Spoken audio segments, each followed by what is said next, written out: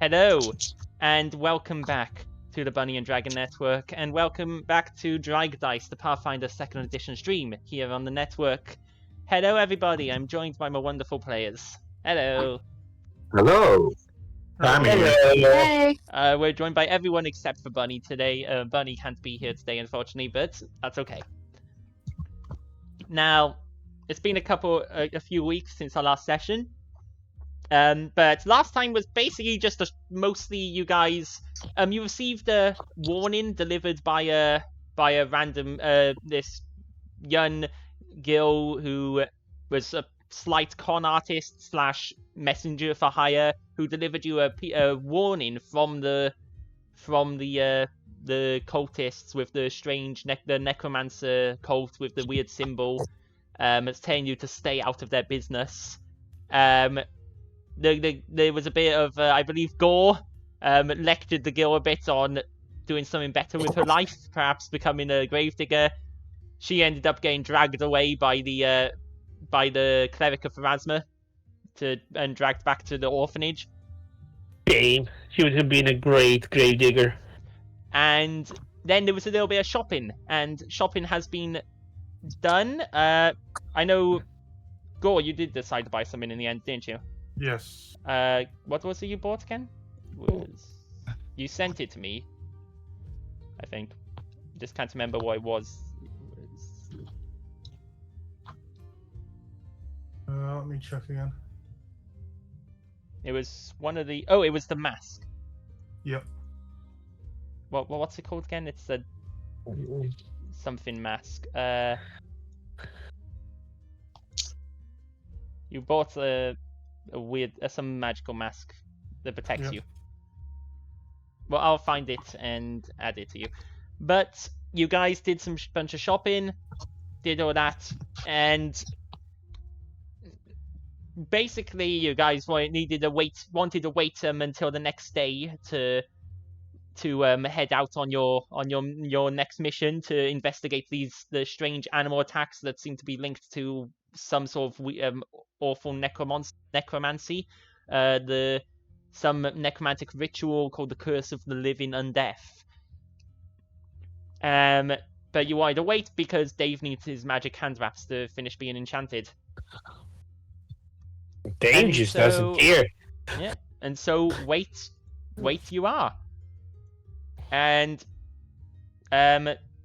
is there anything anyone wants to do on the day before at all, or is everyone happy to move to the next morning? Does anyone want to do anything on the day? I told you what I'm doing the whole time, so. Yeah, you were just sort of doing my eye slash tattoo. Yeah, you were working on your tattoo, and you've basically you've gone about one day of work done. Working on, and most of that isn't even starting the tattoo itself, but mixing up the ingredients and preparing for it. To make magical tattoos, it's a bit of a process. I'm chill. I take time. The psychopomp mask. So, does anyone else have anything? Sharpening his sword. Sharpening your sword. Which is, as Matilda knows, it's something that Boohut does when anxious. Ah. Matilda goes up to Boohut and is like, "What are you worrying about?" We're walking into an ambush. Another one. This is not going to be like it did last time. Yeah?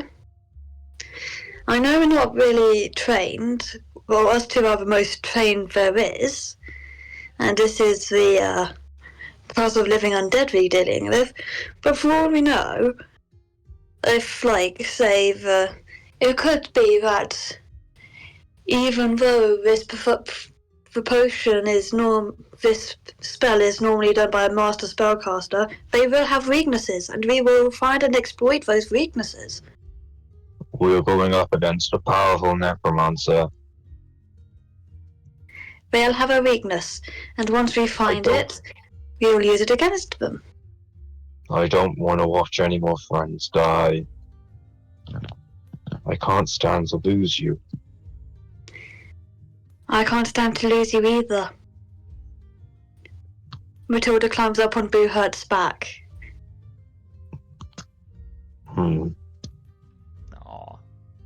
Boo continues sharpening the sword. Matilda says, I'm going to be fighting with you. Maybe even while on your back, regardless. We've got our health potions. I really advise if we need to. A health Okay. potion can't heal you if you're dead. We'll still need to be careful. Yeah. We'll employ strategies and techniques. Hmm. Just as long as we don't go all in, like the last time with the zombies. Well, we do need to end this here and now. Exactly. We'll be okay. And Matilda hugs Boohurt from where she is, on top of him. Okay. Does anyone else have anything they want to do before we move on to the next day? I'll see if there are any graves that need digging. Yeah, there's still some graves that are being dug. Like, they're still burying some of the zombies and burying the bodies of the victims from the attack the previous night. So you're able to do that, and they, in fact, by the end of the day, pay you for your help, and you can get roll me a d6 and get that much gold. Gold? We're making gold. There's a lot of bodies being buried. It's a lot of work. Gold? That's to me it would be a 1d6 silver. But I don't know actually the fucking economy of Pathfinder. I don't know about the economy of Pathfinder, but it's the economy of any game I run where I can't be bothered with silver and everything just defaults gold. Yo, I made one gold. Yeah, you made 1 gold total from your work today. There we go. That's about right. You made the gold. To add gold to my thing. You made the gold. Stop breaking the fourth wall. Yeah. He just tends to do that often, don't worry about it. Oh, which wall needs broken? Nothing, Boohurt. Okay, so you can all rest to recover anything you might need to recover. Likely there's nothing you need to recover in since you guys haven't been in a fight since the previous night, but you can do it anyway. As time passes, and you're all able to find somewhere to sleep for the night. Those of you who are staying in the inn, obviously, Gore and RP have the currently empty Undertaker's shed. For everyone else who's staying in the inn, you can pay the inn stay here currently is free for the next few nights, just because you helped out in fighting against those zombies. So you don't Matilda have to pay says, try and get some sleep, Boohurt. We're going to need all our energy tomorrow. Hmm. And so the morning arrives, and at about 8 o'clock in the morning, Dave, when you rock up to Tristan's in the morning, just as he's cleaning, you see him outside, having opened the door, and he's like wiping down the windows and cleaning them, or rather, he's standing there and letting a cloth wipe the windows and directing it magically. He just nods. He's like, yeah, he was kind of posh, wasn't he? Good, you're here. Your items inside. Thank you. At this point, I'm just used to his bullshit. Yep, you entered into the shop, and as you enter in, he's just waiting behind the counter with your hand wraps in it, holding your hand wraps. Here you go. Hey, yeah. And you have your new and improved hand wraps.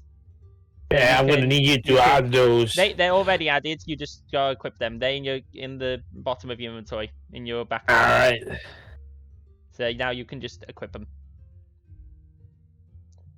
And you can see your hand wraps now have an extra rune added onto them. As you wrap them around your hands once again, they have extra rune on each wrap. I just held it in one hand, or So you activate it, and there, like that. You'd make sure to invest it. there we go. And there we go. Lovely. And Give you've a few nods. Yeah, you've already paid him, and you're able to go out. So in the morning, you're all able to reconvene. Dave has his hand wraps. Everyone is able to reconvene wherever you guys choose to reconvene. And where would that be? Reconvene by the cart. Probably. Yeah, that's what they want to say. They will That's what I was going to probably. suggest. They will probably go to the cart after he gets his hand wraps.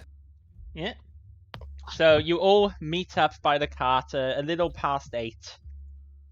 And you're all there. You can see Dave's got his new hand wraps with a little rune that glows ever so slightly. Matilda says, "Looking good, Dave." Thank you. Had a decent night of sleep. How are you? Good, thanks. Is everyone ready to go? I'm David. ready. Jim, Says are Joe. those bars and Yes, sir. Yes, ma'am. I'm ready. Alright, we should probably go now to get it done. If we're lucky, they may not even be awake yet. they're animals? They are. I think they'll have guards stationed there at all times.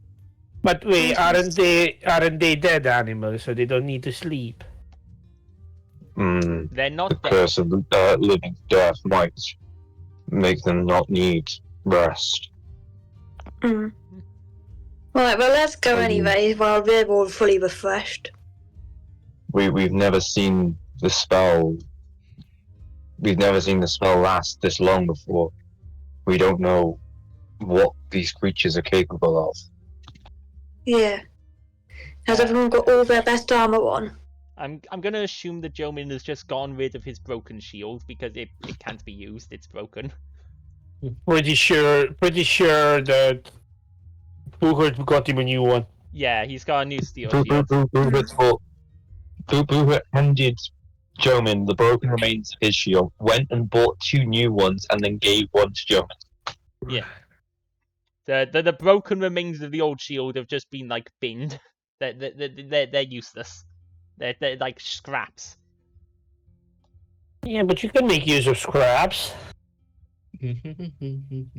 Let's just assume maybe the broken shield is somewhere on the cart. Just lying on the cart. In the cart. Mm. So, you all want to head off to the cabin? Mm-hmm. Boohart would like to suggest we take the horses. Matilda agrees. We're taking horses and a cart. Yeah, I think the cart has its We special, need- has its potions, doesn't it? We need. It might be better to leave the cart here.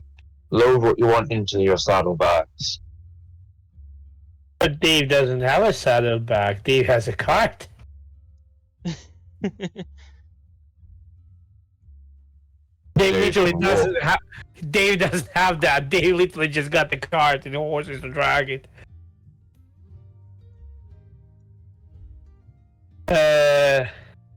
I mean, maybe we could unload the stuff in the storehouse and take the empty cart. Up to you. There aren't as many horses as there are us. There are Well, yes. there are 4 horses. Well, 3 horses and Jomin's pony. Which is Matilda suggests that we could use our fair share of weapons at the moment, which are in the cart. And we have more healing potions as well. What do we get more loot? And it's a place for us to put loot if they end up getting any when they're finished. Can I For now, take- it's got a number of armor, weapon, and it's got its fair share of weapons that we may need for them. Bubert takes off his ring of discretion, revealing all of his armor, all of his weapons. So as Buhur takes I off think his I have ring, enough his weapons. armor and weapons just appear on him, and he is just decked out. Which I think Matilda says, Gore and Arpy have Oh. not seen before. He's just Buhur takes off his ring, and then all of a sudden armor appears on him, and he is just decked out in many weapons.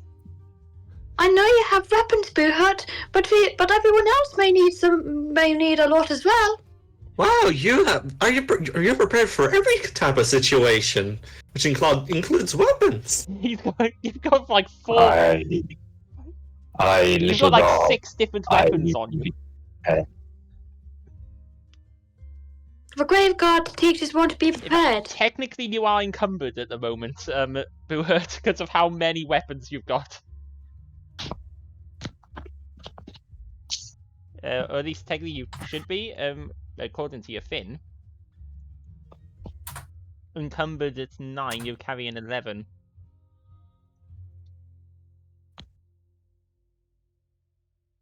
I might have to unload some of my weapons onto the horse.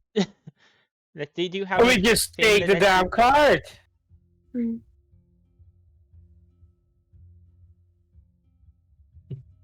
By the way, Diddy, Yes. If you wish to bring every valuable thing we own with us, Diddy, you know how Dave has an enterprise? Yep. Can Dave quickly procure like a storage room? You want to procure a storage room for your Yeah, like a se- warehouse. Yeah, like a secure warehouse. Yeah, bankroll. yeah. You can rent a warehouse if you'd like. Yeah, I don't mind renting. How much is it? Wow, how big a warehouse do you want? And There are Well, some prime warehouses right by the docks that are wonderful. There's some pretty big ones. There's also a few some smaller ones that are a bit cheaper but don't hold as much. well, I consider this one is just for our like stuff and valuables. It ain't really like Not the for hugest your one. not for your business incoming stuffs. No. The business incoming stuff that's being dealt by the lady. Well, yeah, she's dealing with that with her contact. So you want just like a little warehouse to store your cart and other things in? Well, no, basically to store the stuff from the cart, so I don't need to take Okay. everything with us. Yeah, you can rent a smaller warehouse for say 20 gold a month. Alright, they will give 20 gold from the cart for that, and we will basically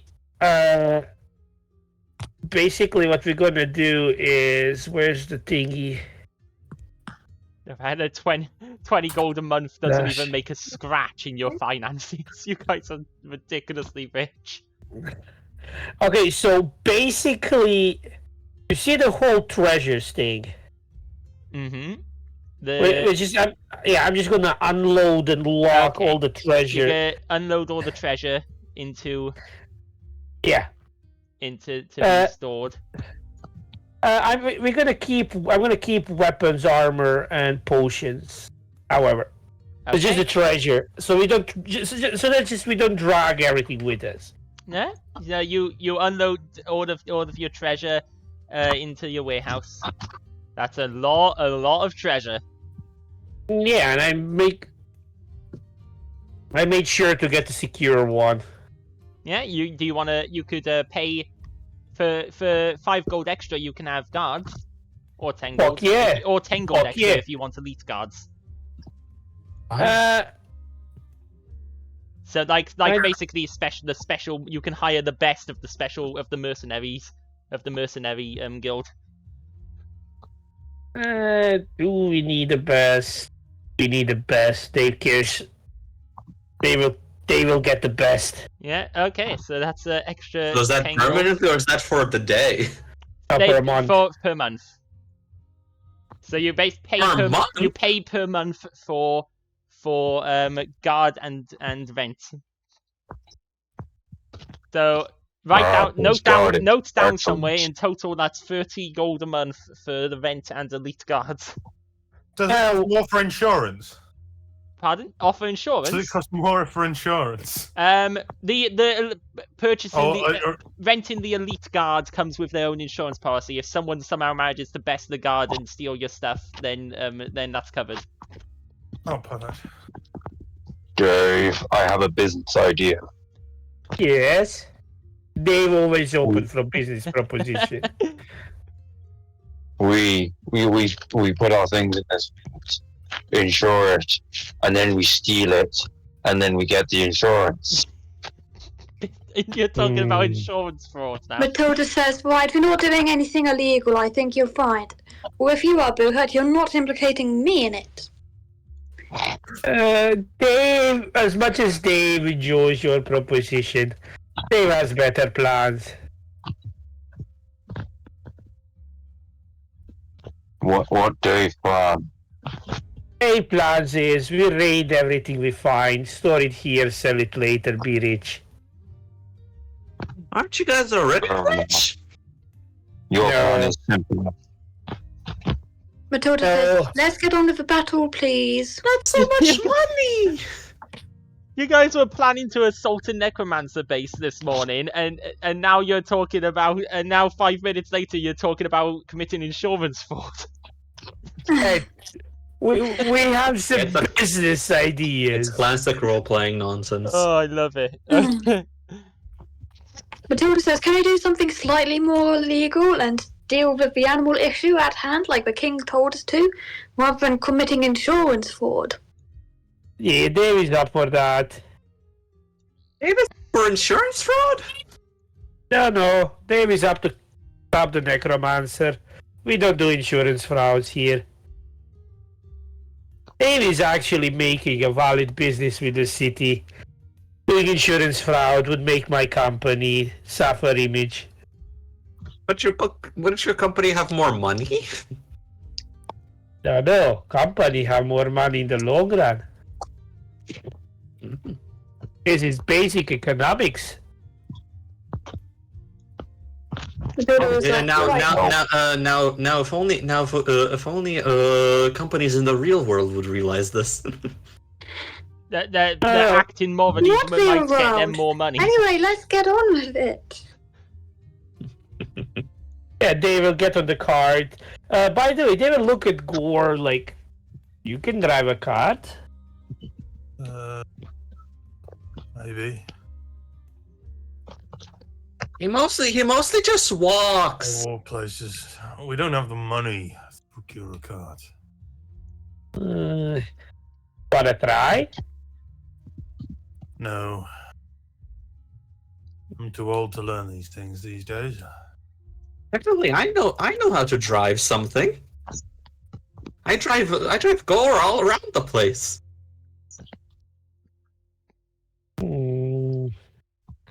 This thing might be too big for you. It's kinda bigger than Gore. What's the difference of it? A little bit of size. Maybe it might be an idea for 2 people to take the cart. Either that or we take the treasures out, because we don't need the treasures right now. At this point, the treasures are locked in the storage room. And I have the key! So at this point, it's okay. Matilda climbs on the cart. And there's enough space in the car for more people.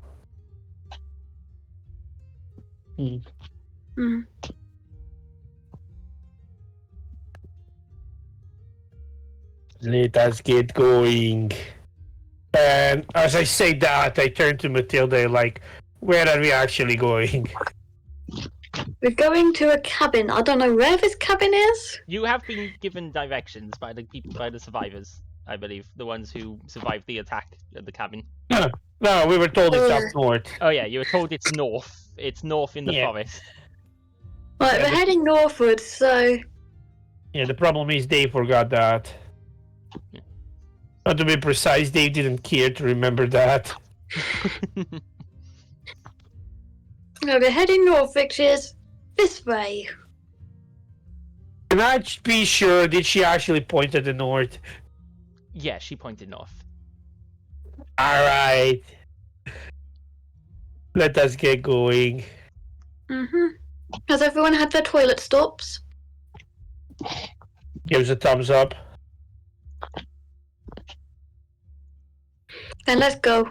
That seems like a very strange question to ask someone. Oh, Boohurt has a very weak bladder, always needing to go in the middle of a journey. Okay, that was information I didn't need to know. Thank you. Proceeds to know more information. Matilda says some people are like children and don't proceed to know their own bodies. Maybe. Sounds like you. Anyway, we need to go. At this point, we are moving, I assume. Okay. So you start moving out to the city gates in your cart and horses. Jomin riding on Emerald. Boohurt and Matilda ride on Hades, right? That's your horse. Hades is yours. Right? Yeah. And is Gore and RP joining Dave on the cart? I assume. Imagine. To be really honest, it doesn't really matter where RP is. He's a literal just doll.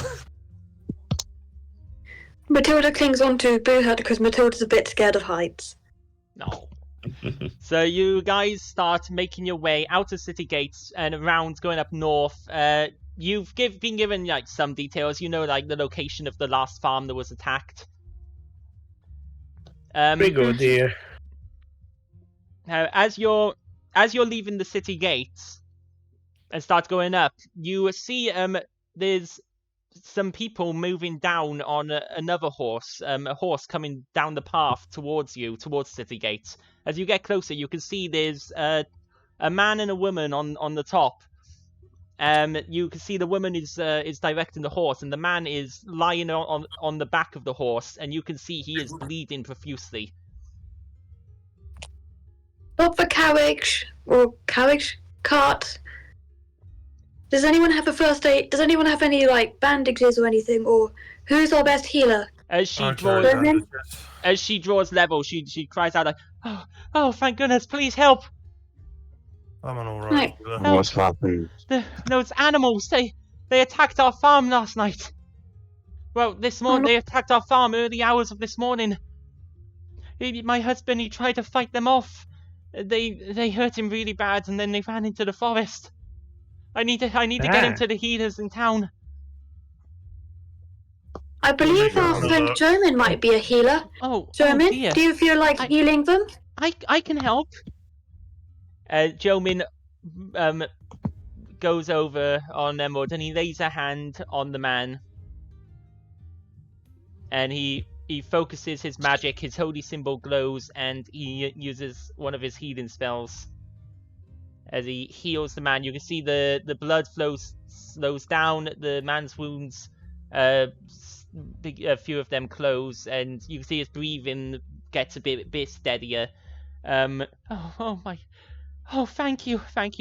I should get him to town. Still. I need to alert the guards. They ran up north into the forest. Our farm it's just up the road. The farm with the red bricks. Thank you. We will go and investigate this further. We are bound to find more tracks there. Be careful. I have to alert the guards. And she goes off down towards the gate. She goes towards the gate, but she forgets we are what the guards alerted already. Well, how was she to know that? She didn't know that. Yeah, I know. Little she knows. Matilda just says, "Not again." Right, let's go and get this over with. Let's see these animals again. We have some zombie actors to kill. Let's go. Zombies need to. These zombies are gonna need to. I'm gonna need to ask these zombies a question. So you head up, and within a few minutes, you gain sight, and you draw up near the farm with the red bricked farmhouse, which you mentioned. And as you draw up to it, you can see that, like, in the pens where the animals are, you can see that, like, some of the fencing is broken down. There's a lot of quite a few of the animals are dead. They've been large gashes have been torn out to their sides with claw marks and teeth marks. A couple of them are missing limbs, and there's even some there's bloody trails where it looks like a couple of animals have been dragged off up into the forest that isn't too far away.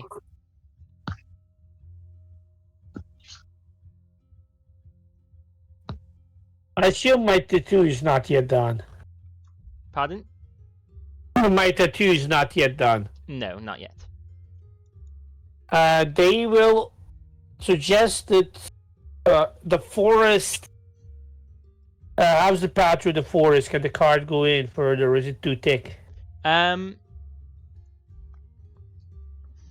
It's you'd have to sort of get closer to it to properly see. Okay, well, after we get closer, because I assume we're gonna follow the tracks. We have nothing else to do. Matilda says, "Everyone stick together. We cannot separate." That includes you two, Gore and Pete. Yeah. I'm going where Gore is going. Yeah, Gore, can you stay with us? Yeah. Last time we split, we lost a member of the That's party, them. unfortunately. So, Wow, that sounds to be perfectly honest, I would never think of doing something like that, because splitting up, that just seems like a terrible idea. We didn't have much say in the matter. They went ahead. Yeah, they ran off. Wowee. They were heroic. Stupid, Yeah, but heroic. Yeah, so classic hero's death. Unfortunately, they didn't think about the consequences of running off ahead, as heroic as they were. turns out the consequences. But unfortunately, we can't is getting speak to beaten them by anymore. 3 cultists. Anyway, right, we should probably let's investigate the damages first and look at the animals, see if there's any way of see if there's anything we can do with them. Okay. We should just press on. We already know what we're getting to. Okay, we can move on then, if everyone's happy with that. I wouldn't be.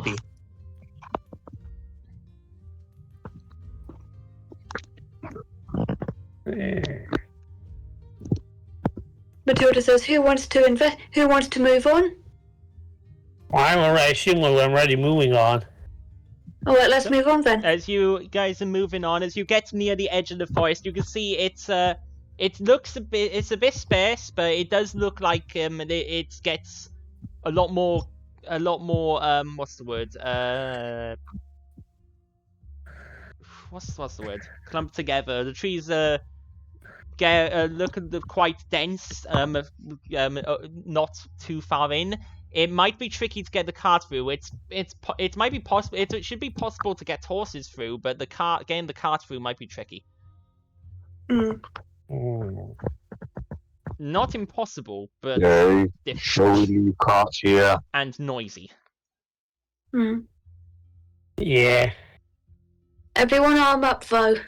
Get your armor and your weapons out. By the way, I never took my armor off. Yes, Dave? I will leave the cart and continue on the foot. 40. Yes? Since Buha is so incredibly encumbered, Boo might leave some of his stuff with the carts. You can certainly do that. What is encumbering me the most? Let's So I see. might leave my great axe and my javelins. Looks like carried bulk 11 encumbered. Your encumbrance level is 9. Your great axe is 2 bulk. Also, now that you've got Pharasma's Vengeance, you don't really need the other sword. Yeah, True. but I can leave. I Now can you've leave. got your special sword. I can leave Bone Cleaver. In the cart as well. Yeah, that would be. Yeah, that would put you under the encumbrance threshold. I think I would also put my javelins away. Take a bow and arrows.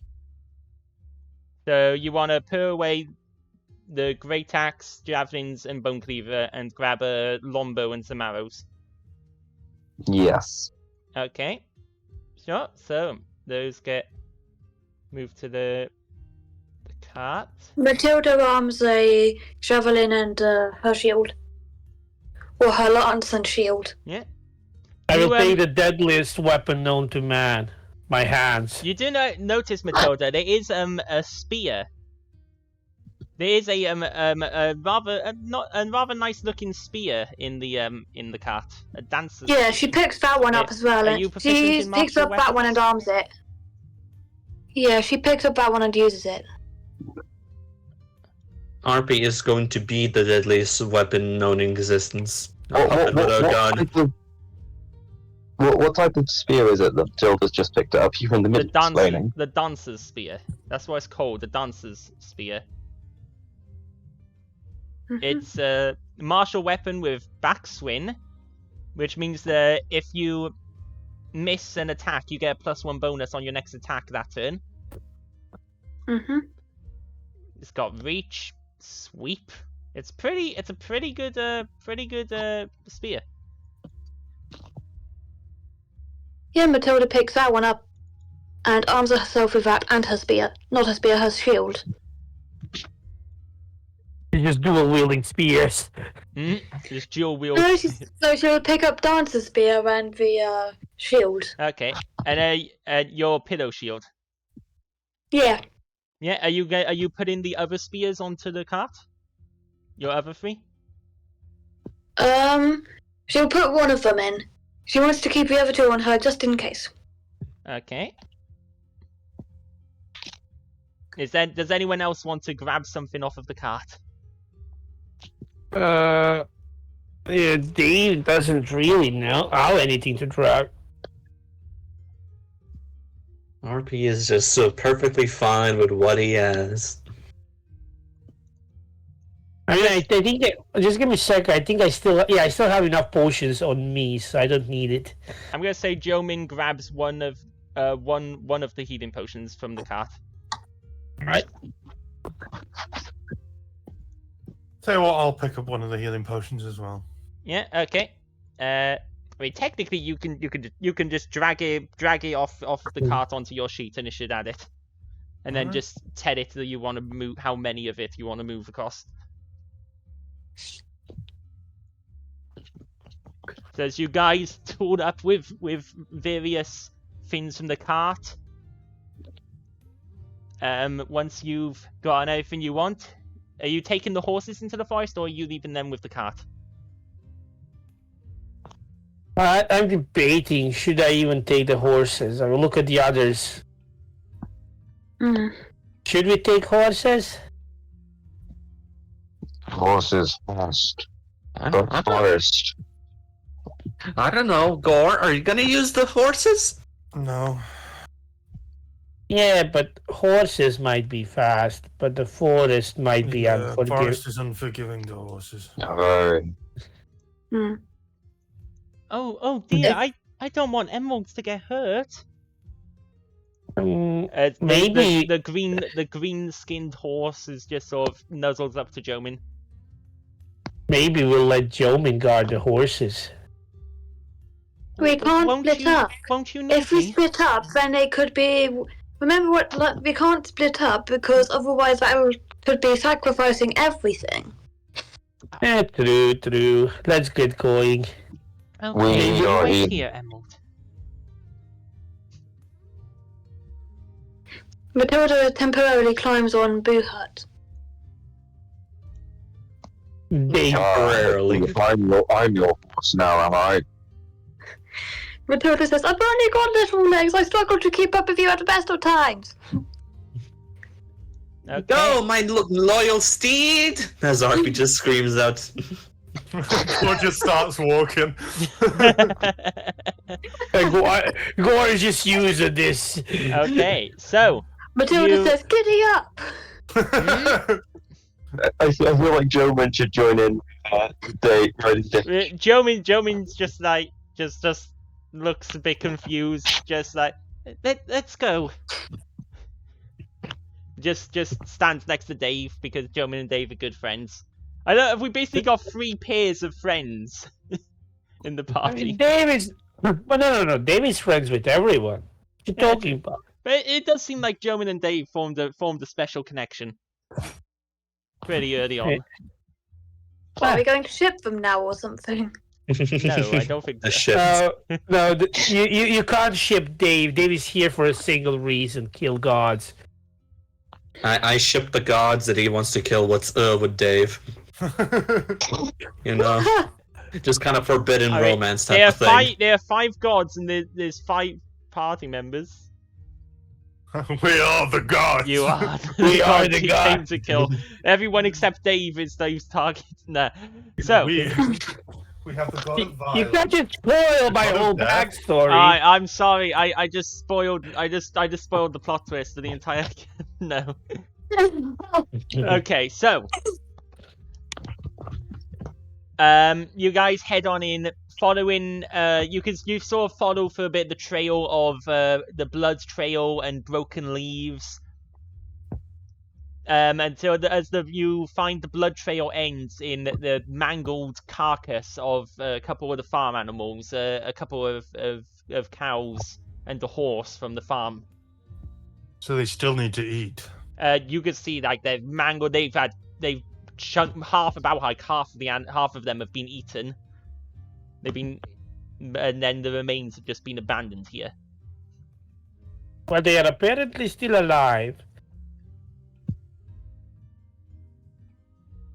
Matilda does a quick prayer to the goddess Pharasma to ask that all of the party live. They would like to check on find the traces of the beasts and basically try to follow them to their hideout or den. Oh, we will do that as well. Yeah. Okay. People who want to try and track can make me survival checks. I am trained in that. Trained in Oh, what? how do you want to do a survival check? I am God. You may have to do it for me. Yeah, that's why I'm I can asking. try and get it. Yes, please. I can try and get it up on my phone. So But Give me a it might- second, I'll do Dave- you in a minute. no one else even really needs to do a survival check, as Dave. But Matilda does 17, I'm okay. Dave immediately just spots some tracks and starts leading the party. As you go deeper into the forest, it starts snowing. Dave looks at them and As you get deeper into the forest, you suddenly realize you're walking through snow and there's snow falling from the sky. You're not exactly sure why. It wasn't snowing when you left, and it wasn't snowing at the start of the forest. But as you walk deeper in, the snow begins falls deeper and deeper. It does make it a little easier to track, but the tracks are quite faint. Like this snow is very heavy, but your expert this is like tracking is Dave's- able to. this is like Blue Coats are Dave's even better. homeland. This is like Dave's homeland. Dave is used to the snow, but as like they get faint, Boo Hurt joins in, and Boo Hurt also spot some tracks that they've overlooked, and the two of you working together are able to expertly track through the snow until you come to a cabin in the forest. As you get into a slightly more clearer, less dense area, and you can see that up ahead of you through the trees there is this small wooden ramshackle cabin just here in the middle of the forest. This looks like a similar cabin to a previous story. It's To a previous. it is a completely different map. I'll have you know. that previous one was on an ice. Was on a frozen lake. That's not what I was implying. The previous one was on a frozen lake. Thank you very much. I wasn't implying that. I was just saying that it gave Matilda a flashback. The whole new map. This is where Dave fell. Man. Matilda stiffens up and gets memories and like flashbacks. And you guys can see this abandoned cabin up ahead. You can also see that, like, as you pass by, you can see that like a couple of the trees nearby seem to have like dried blood stained upon them. And the exposed marks lead inside.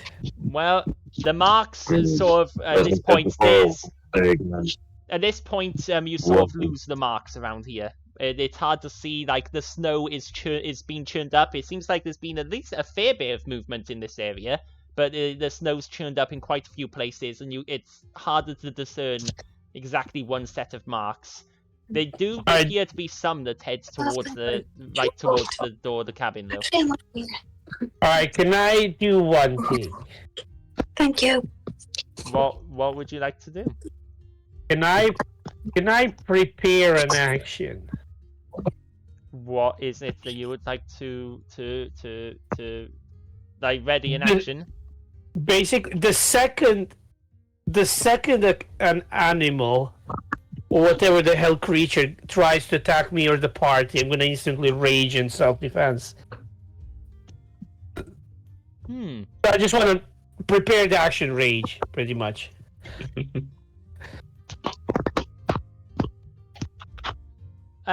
Okay, I'll allow that. Because I'm pretty much like in the not really on the prowl, but it is like a survival instinct, you know. Like, yeah, no, that's fair. Who would like to get a bow and arrow at the ready? Okay, yeah. You can equip whichever weapons you wanna have at the ready. Matilda's already ready to have put on the spear and shield. I'm gonna equip my hands. Hang on. What was it you wanted to be wearing? The longbow, is it? And the arrows? My full arm. Wielding longbow. Right, so the longbow. So one hand, I presume it's held in one hand. A longbow is a two-handed weapon because it requires two hands to use. I imagine you hold the bow in one hand, arrow in that. Right. Yeah.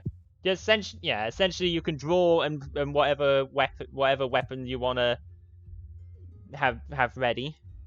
I mean, if you're going into cabin, I recommend getting a melee weapon out. Do you want to wear your arrows? I'm expecting an ambush. Or I'll have you down as wearing arrows. You do have a quiver of arrows. You have a bunch of arrows. Oh, like 50 of those. You've got like 100 arrows on you, Boohurt. Alright. Well, in RP's eyes, that's not enough. In RP's. I'm gonna skulk around to the door, if I may. Okay. You want to move up towards the door? Yeah, you can you can move yourself. Matilda put on her chain shirt. By the way, I'm gonna be on the lookout for traps, of course. Yeah. Yeah, I'm constantly on the lookout for some kind of ambush. Yeah. Who's if you're moving up towards the cabin, then move your pieces. Mhm. Go ahead and move If your Gore tokens. moves, RP moves as well, because I'm on top of him. Jomin will move up next to Dave. RP Matilda doesn't get comes a down from choice. Boohurt, Okay. and we'll stand next. And we'll stand next to him or close to him. Are there any windows here? There are no windows in this cabin. As Do you you get want to go up closer, with the others, Dave. Boohurt? As you do draw closer, Dave. You can hear, those of you who draw close to the cabin, you can hear almost like a scratching and whining sound in the cabin. It like scratches. From what you can hear, it like sounds like it's scratching at the floor, and then like moving up this way, and it sounds like it's moving up there, and like it's scratching at the floor and the walls inside. And it's like a whining, almost like a wounded dog makes. Is there like absolutely no walls, no windows, or just this side no windows? Well, you can't see the other side from where you are, but there's no windows. And stop. Stop at that corner. Who's Right there, moving? criminal Who's moving? Is just Dave moving around to get I'll around the move side? behind. You will. Okay. Somebody should go with Dave. What about you guys? Dave, do not go off on your own, Here. Matilda says. Okay. Well, as you guys are back by there, Dave, can you guys? I would like everyone. I would like everyone to make me a perception check, please. Decent.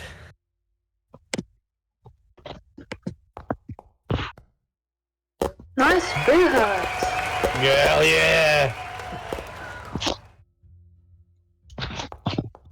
And here I was thinking this would be a difficult perception check to beat. Oh dear. Oh, as somebody failed.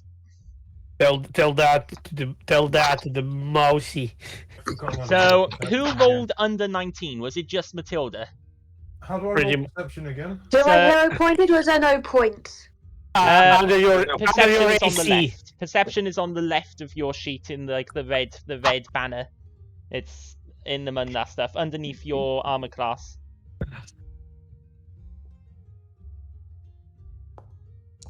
I roll under a 19.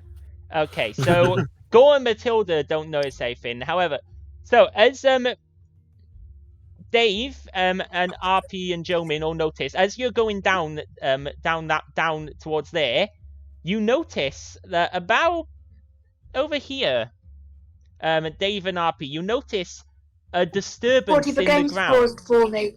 Yeah, it's meant to be paused. Okay. You notice a disturbance in the ground over here. What looks like almost like a trapdoor, slightly ajar in the ground itself. And Boohurt, you notice the same thing up here. Dave, do you as you notice that as you're going? Do you still make it to that? Do you still go up to that corner? No. Of course, I stop. I take a look at the thing. Yeah. Where do you want to stop to? Tell like what. The second where I see it, Yeah, I would you stop sort of instantly. see it as well as you round this rock, really, because that rock is in a good position. So it'll be sort of as you get to here. Alright, gotcha. You see it, this slight, like almost like the earth itself, like a trapdoor in the ground, is slightly up and ajar, like something's peeking out. As you get there, you peer at it. So all of a sudden, there's a flurry of movement down in the ground there. As this earth trapdoor flies open, snow flies into the air, and a giant trapdoor spider climbs out and scurries directly towards you guys. Up to is that 25? That's 30 feet. And with that, you can activate your prepared rage. But as this spider scurries up with a screech, you hear howling from inside the cabin, and I require initiative rolls from everyone. Yeah, you lost They will inform the others like instantly that he sees a spider. Like, yeah. get ready. You notice immediately, and Boohurt, you notice that there's a similar thing, that's something over there. RP. I can't do initiative for Boohurt for some reason. No, because there's no encounter yet. Oh yeah, I need to start an encounter first. RP, you notice skittering from the roof of the cabin, and as you look up from your higher position on Gore's shoulders, you just about see the edge of a spider on the roof of the cabin. Wow! Spiders all around! There is one there, you just can't really see it because of the wall of the cabin, but it's on the roof. There's spiders in the ground, spiders on the roofs! So because of your successful perception checks, they don't get to stealth to surprise attack you. But once I start encounter, okay, now everybody can roll initiative. So, and you're lucky because if the spiders had succeeded in stealthing, they would have had a way higher initiative. I wasted a bad roll, thank God. Okay, Boohurt, you got a 14. Okay. I got an actual 17, okay. Actually, Managed to get. so Boohurt, it looks like you got, what? I activate 23 my ability actually. of 10 paces. Apparently, I can draw my weapon. Oh wait, Boohurt, you got 23, I got 25.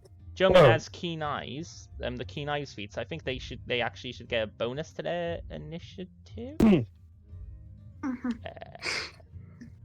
It should automatically give it. Yeah, it was ticked off. For some reason. Where is it? Keen eyes. I wanna see. You get a +2 bonus to seek to find hidden or undetected. Oh no, it's not a bonus to initiative. It's to finding hidden and undetected creatures. Okay. So, has everybody rolled their initiative there? Matilda, Boohurt, RP, Jomin, Gore, Dave, the spiders, and the direwolf. Nice. Okay. In which case, the battle does begin. Of course I'm first and Boohurt's second, right? Well, Matilda's first action is Inspire Courage. Yeah, so Matilda, you want to inspire courage? Go ahead. So that's what's the range on that again? Go ahead and activate it.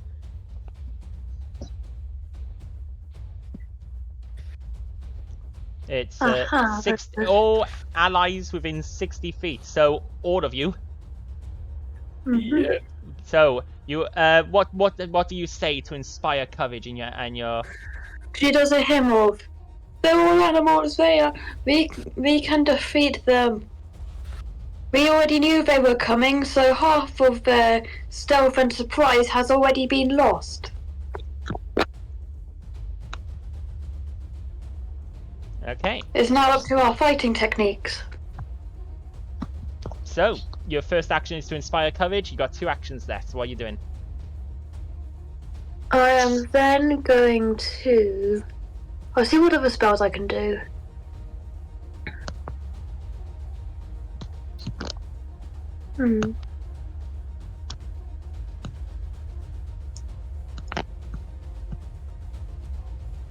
Would the Hymn of Healing do anything, or not really?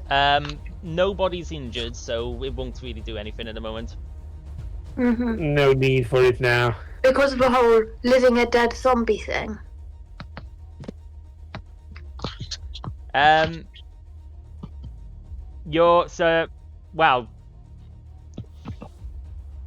the idea using it to like you would use normal healing spells to hurt undead. You, from what you guys remembered previously, from your roles previously, knowing about the curse of living and death. It's designed to and sort out the weaknesses of typical of undead, meaning that those affected by the curse, they aren't technically undead. They get all the strengths of undead without the weaknesses, so they're not hurt by healing. By the magic. way, Diddy, I should like to mention I'm dead today. You're dead today. Yeah.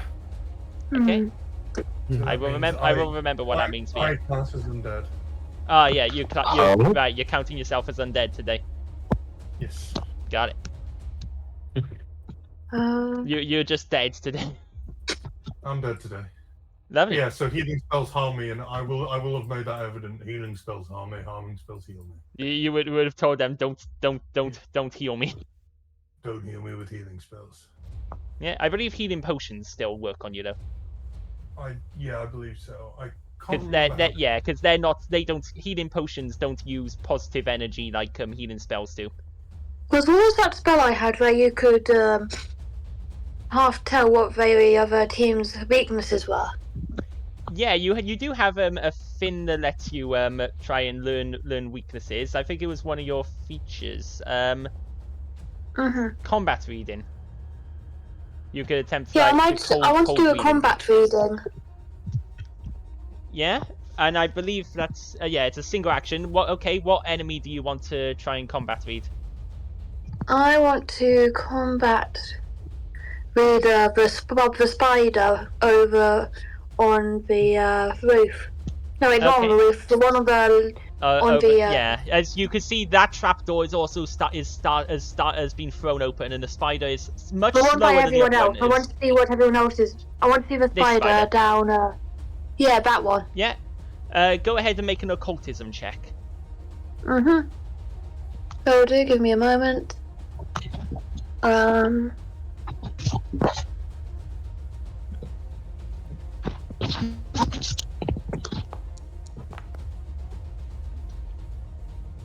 10. I'm afraid that's... I'll hero point that, I think. You want to hero point it? Go ahead. Yes, please.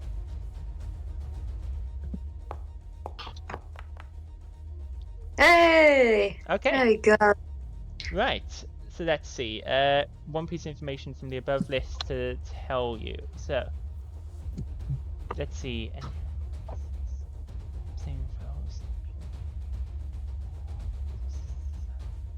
Okay. Let's see. I think this is the first time we've used combat reading. So looking at I think it's like the second time.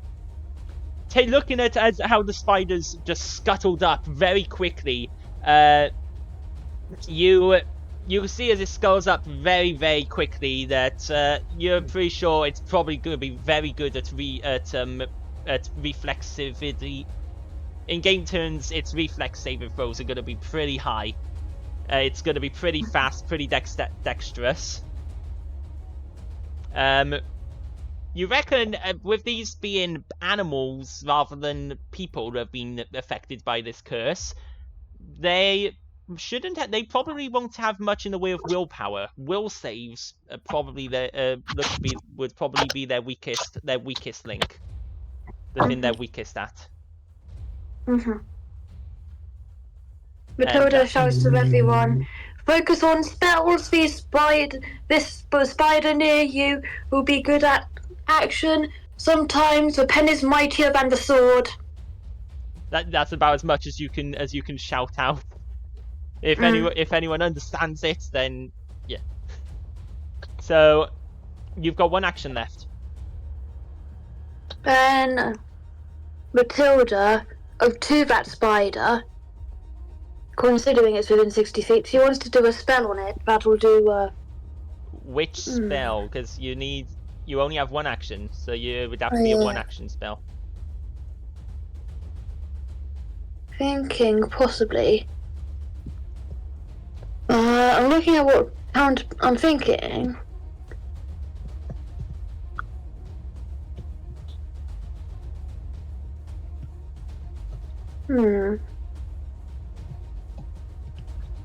I might.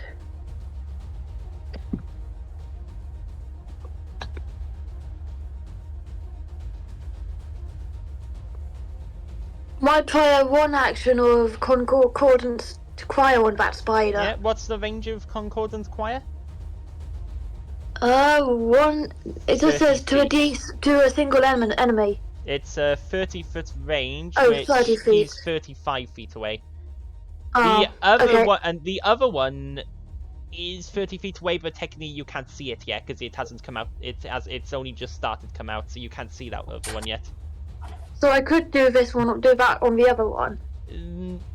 Not until you can see it. If you have to actually see, assumedly you have to see the target Hello, let me tell you about my new to obsession. cast it, and the other one is still underground at the moment, so you could, Okay. you wouldn't be able to cast it on that one. Don't know what else I'd be able to do then. However, has RP shouted out about there being one on the roof, right? Yes. Yeah. How far away is that one on the roof? Is 10, 15, 20, 25. The one on the roof is 30 feet away, I believe. I'll Oh, do concordance 35 choir on. feet. Ah. Ouch. Unfortunately, yeah, none of them are within. None of the ones that you can see are within your Okay, range. so I can't do any spell damage. You could like move I'll try to and position fire to a the position. dancer's spear at the roof. At the spider on the roof. You'd like to throw the spear at it. Yeah. Yeah. You can totally thrown. So the dancer's spear isn't really made for throwing. The other ones are, so you could throw one of the other So I'll ones. do one of the other spears actually. Yeah, you can do that. It's because you can throw. You can throw it past the 20-foot range, and it means that there'll be a slight penalty, but you can totally do that. The range. I'm trying to grab the rules for range increments to see exactly how much penalty it is. Yeah, you can make a spear. I'll let you like quickly draw and you'd have to draw it. You've got your dancer spear currently drawn, haven't you? Yeah. So yeah, you're not currently really in. But a Matilda position draws to... the other spear first. Yeah, you can draw a spear and then have it ready to throw next turn. Yeah, Matilda draws the spear ready to throw it next. Okay, so you can No, do wait, that. Matilda actually raises her shield in case the spider falls on her, so she raises her shield. Yeah, raise shield, sure. So you raise your shield. So you gain the +2 bonus from your shields to your armor class. Nice. And then that makes it Boohert's turn. Boohert, what would you like to do? Okay, let me get up the character sheet first. Boohert would like to let loose an arrow. Okay, who would you like to shoot the arrow at?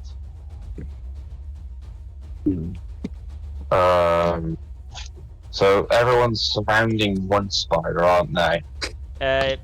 Dave and Gore with RP on Gore's back are right next to one of the spiders. They can deal with that. And there's one coming out of the trapdoor that I can't deal with. I'll shoot at the one at the roof if I can. Yeah, you can totally shoot at the one on the roof. And volley.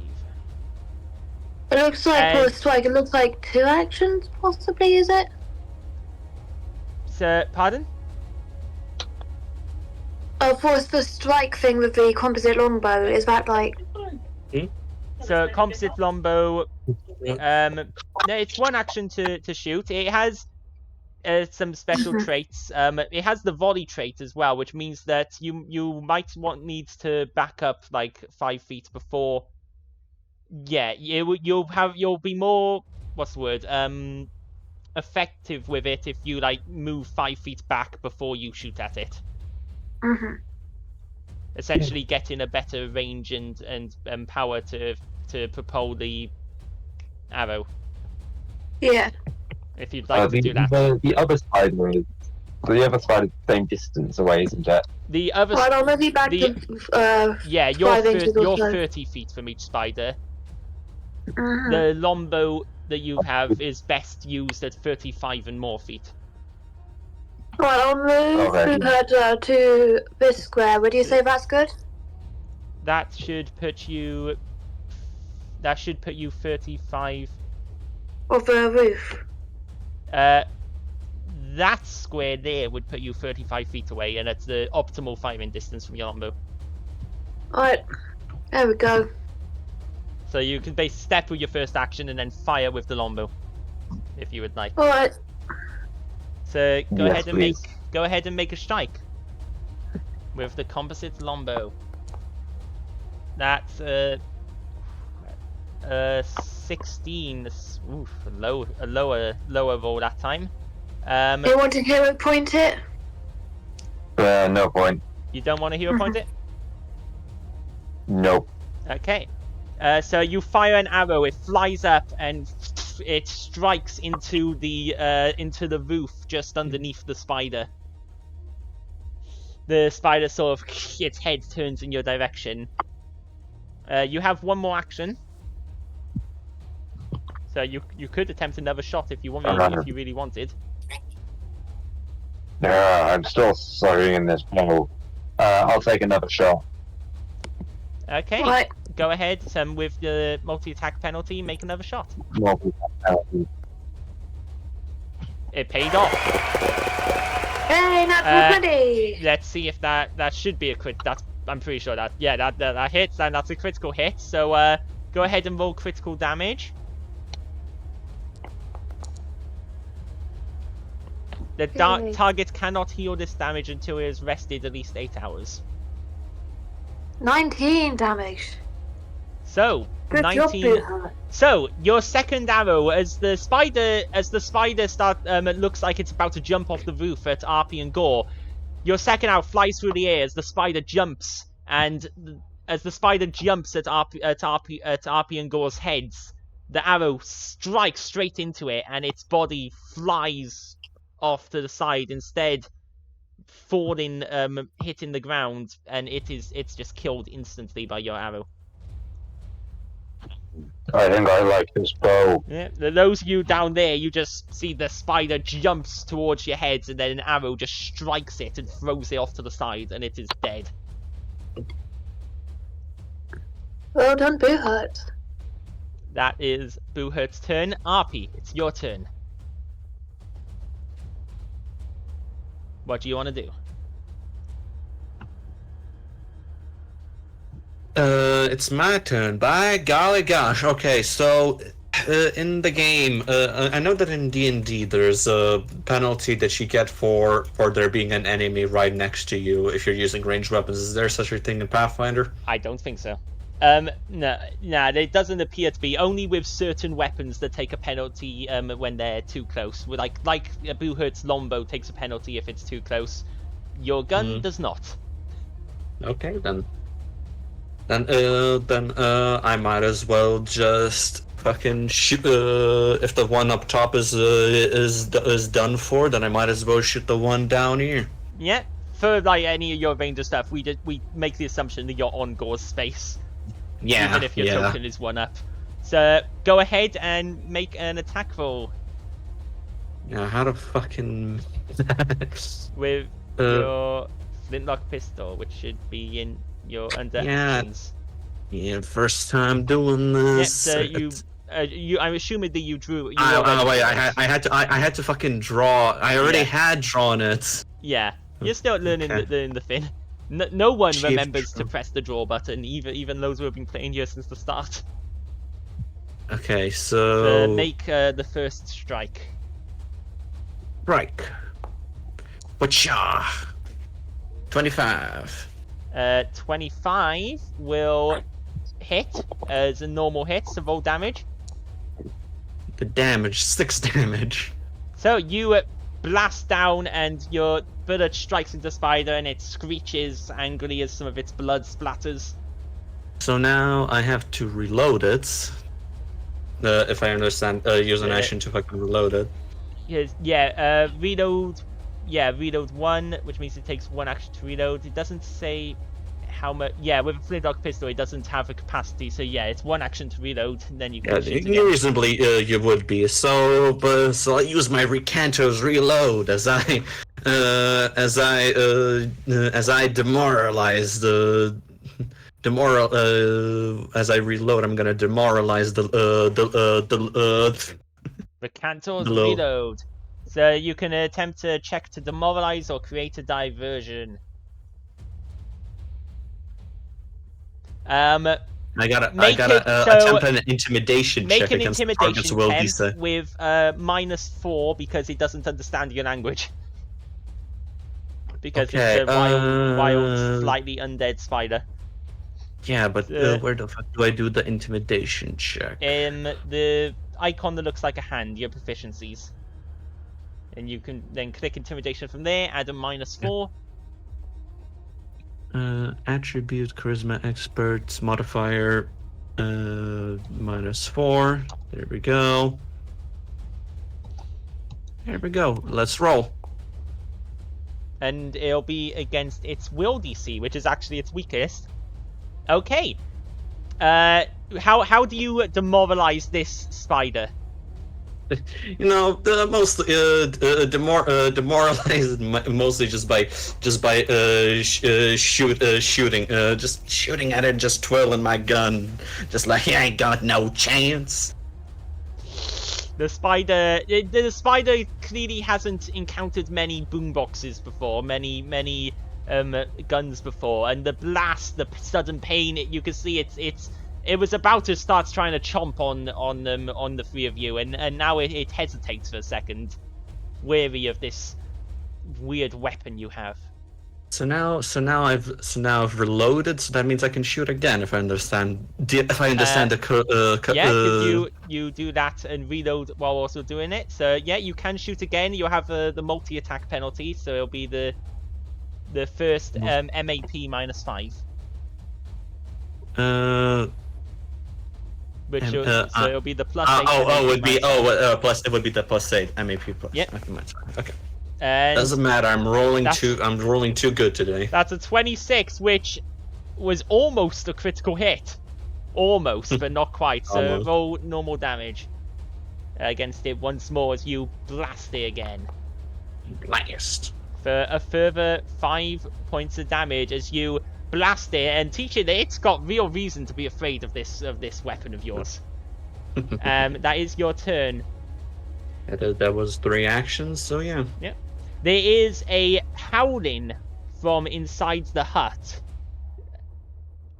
And suddenly,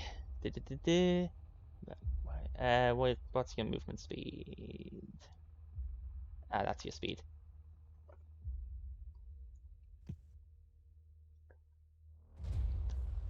All of a sudden, the door to the hut. Just move. Make the movement. I don't care if it goes through a wall. The door to the hut and part of the wall next to that door are broken open in just a shower of wood splinters that shower over Matilda and Boohurt as like the door and part of the wall goes flying as this huge wolf, this giant dire wolf, bursts out of the hut, sending pieces just flying all over. And it zeroes in its sights at the closest people to the entrance. And as it comes out howling, it makes a attack at Matilda. Oh God! Shout! Matilda, tell me, does a 27 hit you? What is your armor class? My armor class is. Give me a second. With your shield raised, It makes it 20 apparently. yeah, and with your shield raised, that's an extra 2, so that's 22 with your shield raised. Yeah, so it does hit. Unfortunately, it does hit. How As much damage do I you take? take 14 points of damage as the wolf it opens its jaws wide and it grabs you in its jaws, digging in, and it actually grabs you and lifts you up off of the ground Matilda, in its jaws, and Tiny people problems. it lifts you up. You almost fit, like, this Finn's mouth is almost as big as you are, and it's lifted you up, and it Alright. begins to shake you around violently, and you are not safe if you can't get out of its mouth. So you take 14 points of damage, and you have been grabbed by it. So go ahead and take deal 14 points of damage to yourself. Yep, done that. Have you? Oh, you did that to Boohurt. Okay, give me a sec. Will Boohurt has been grabbed instead. Matilda's just pushed Boohurt in the way. So Jomin sees Matilda getting grabbed, and Jomin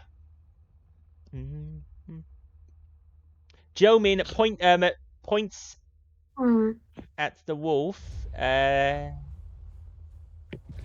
Jomin points at the wolf, and you see his holy symbol glows as he casts a spell, and he shouts at the wolf. He shouts at it, "Drop my friend now!" And he's casting command on it.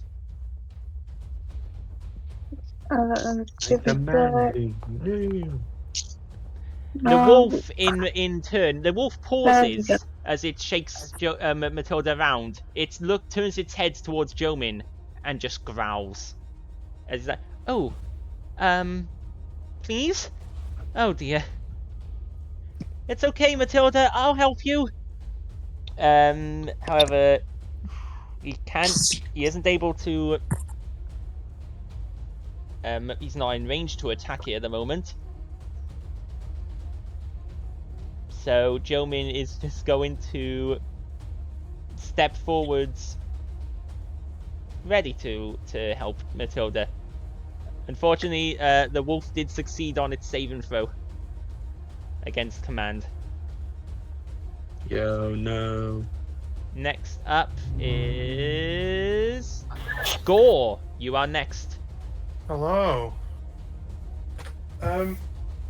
Just as a question, do these guys, because they're living undead, I have spells that work against I have a spell called Chill Touch, which is actually a chilling touch, which is great, but it also has different effects based on whether the enemy is living or undead. This is a living enemy or an undead enemy. And like, that it does totally different things to both. So to living creatures it deals negative damage, and to undead creatures it off guards them. And that is the strength of the Curse of Undead, because these things are living creatures, but that are immune to negative damage, or rather, possibly resistance, depending on the strength of the spellcaster. It's one of the useless bobbies that we're going to tell you. Spells that work against undead are completely useless. Against these particular ones, that is the strength and danger of this particular curse. Balls, as they say, I believe. Yes. I assume disrupt undead. Bobby, what you gotta say is bullshit. You know, not fair. Do they resist positive damage as well? They're not weak to. Well, you deal positive damage.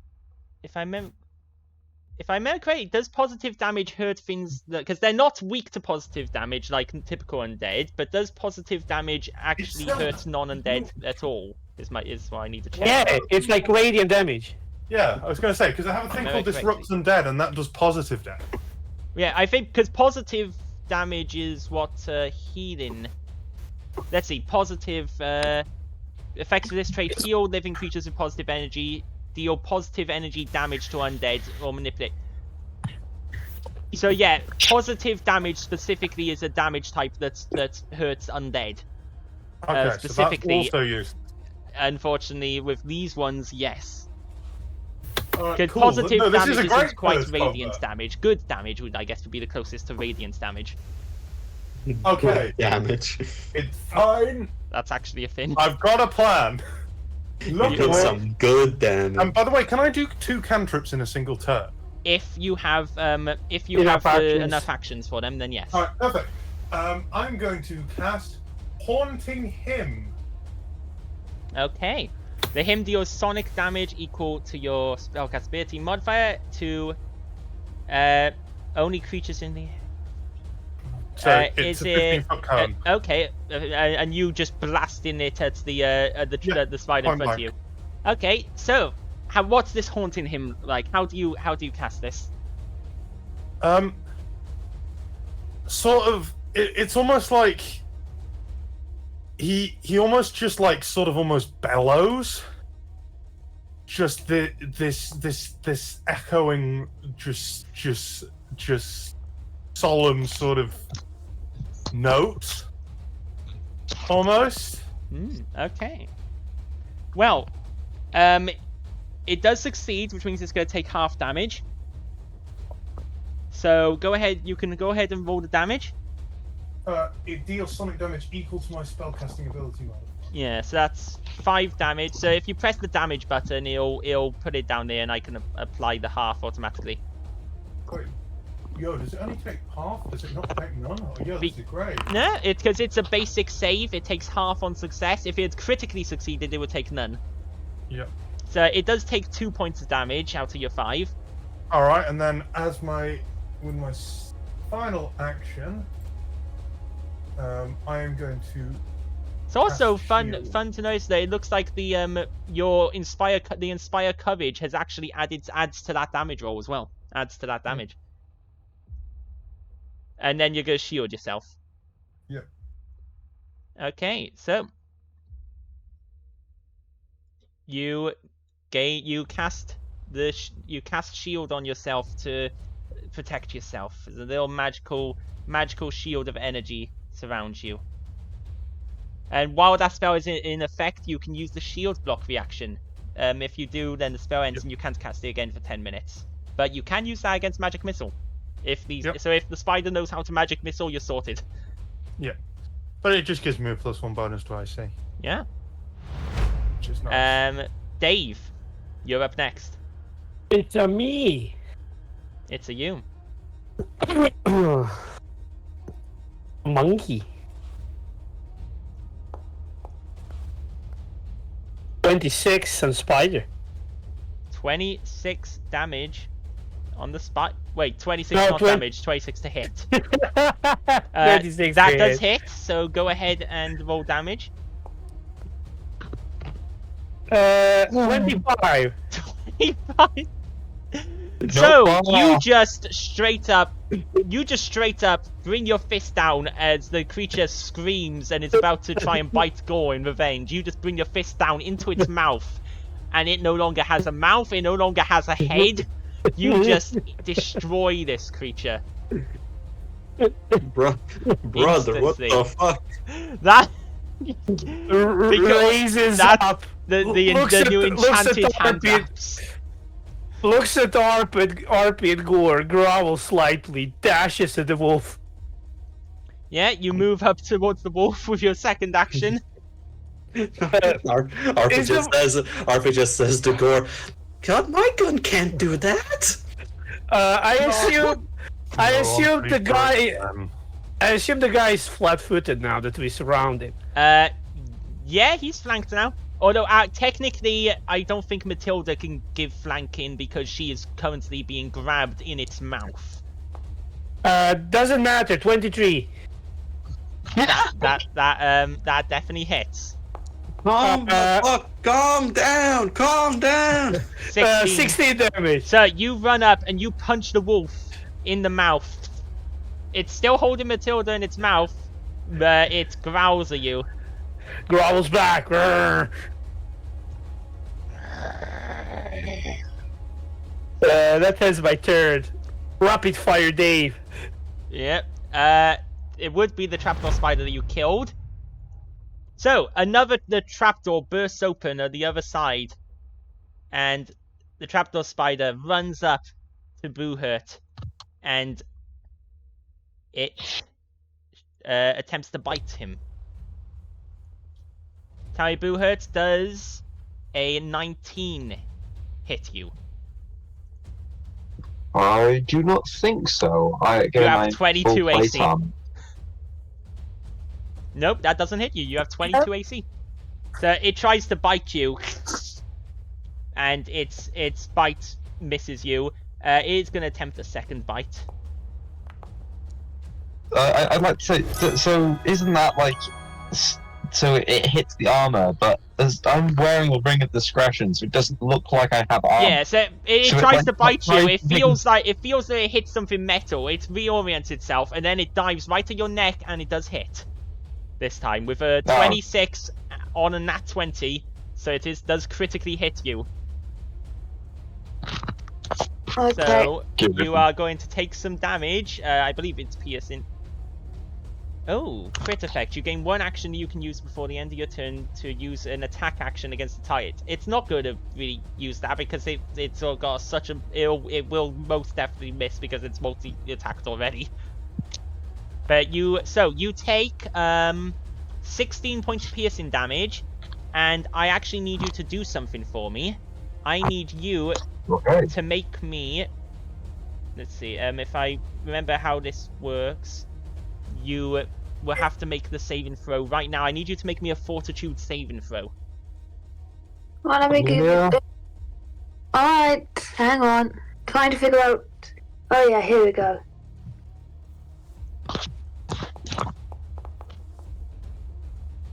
A 27.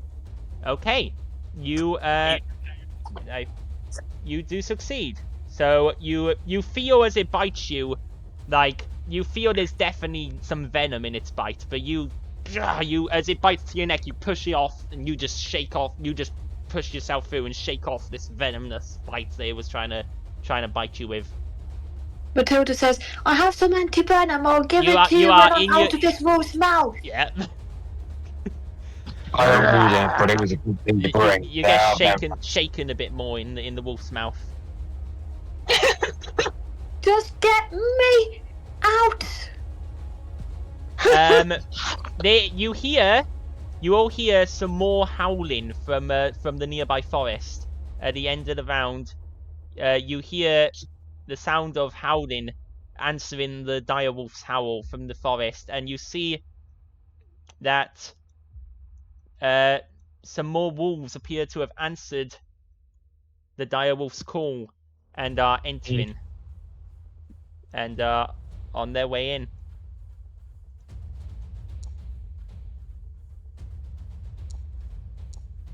So at the top of the round, Matilda, you're up first. I'm going to renew Inspire Courage. Do that again. You're doing that from inside the wolf's mouth, are you? Very inspiring. Well, you can. I mean, she can. I think technically you can. Okay, so I know how you can inspire, but if you don't get me out of this wolf's mouth, so you're gonna get some hail from me. I mean, it's just a verbal thing, so yeah, all you have to do is shout something and you can inspire everybody. Unless you save me, I will haunt you in your graves. You all feel very inspired. I don't want you to lose me. Imagine how blue it would be. So, yep, with your first action, you inspire everybody. Then I'll do the same command reading on the wolf. What? Yeah, you wanna? Why don't you free yourself from the wolf first? You can I don't know how to free myself. So you can attempt to escape. Hang on. You can make a check to escape. You can make a check. I'll do a check to escape. I think. Against it. It does have the escape DC somewhere written in here. You can make. I'll do a check to escape. Yeah, you can use the escape action to get out of its grasp. Means you just make a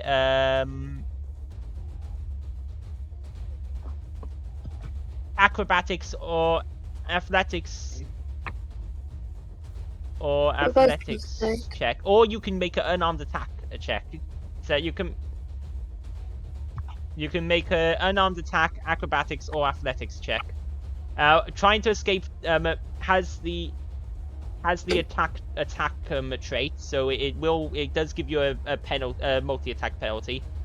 So you can make it athletics, acrobatics, or unarmed attack to try and escape. I'll do athletics or acrobatics because those have more of a pluses. Yep. I'll do athletics. Oh dear. Oh dear is Can I correct, I'm redo afraid. that? I mean, you can if you want to. My hero point You can it. hero point it if you want to. Yeah. Go ahead.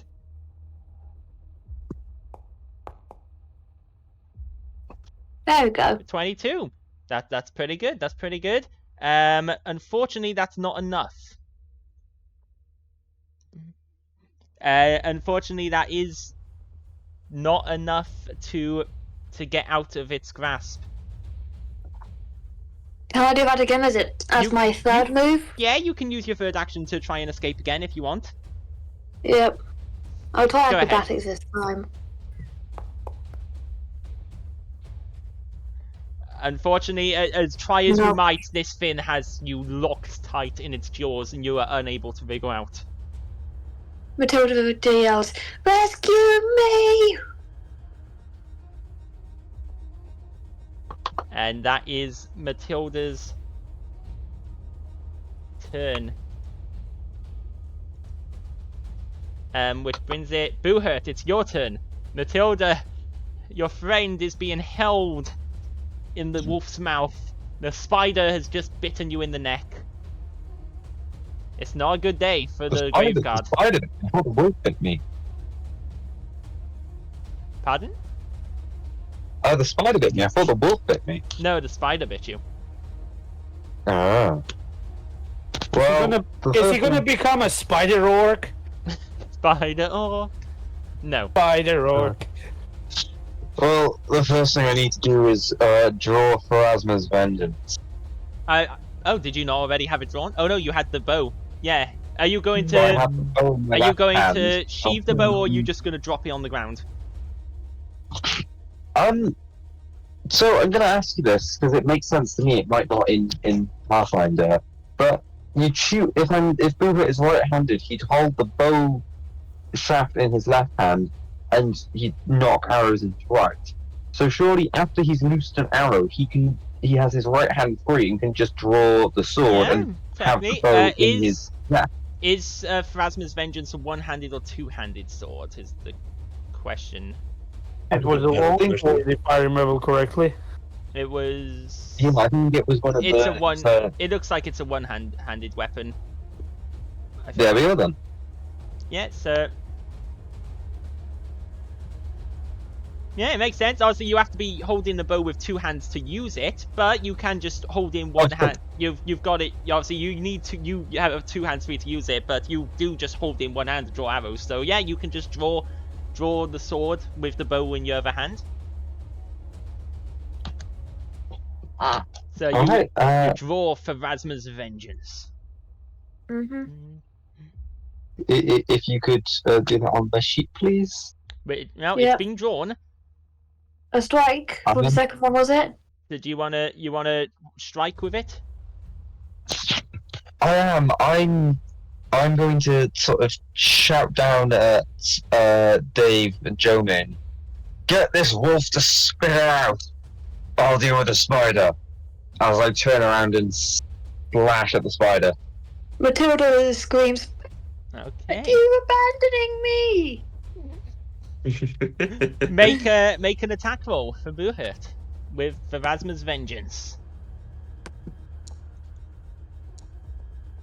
A 27, that will hit. So go ahead and roll damage against the spider.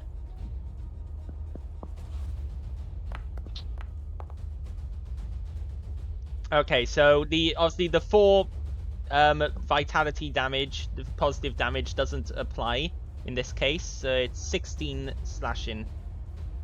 If I do this, I believe it'll only apply the 16. I love the automation in Foundry. You slash. This would sound like hell to do not manually. Yeah. So you slash and strike a deep gash in, and even one of the trapdoor spider's legs is cut clean off. It hisses very angrily at you. You have one final action left. I would like to attack again on this spider to hopefully finish it off. Make the second attack, multi-attack. Alright, hang on. -5, is it? Yep.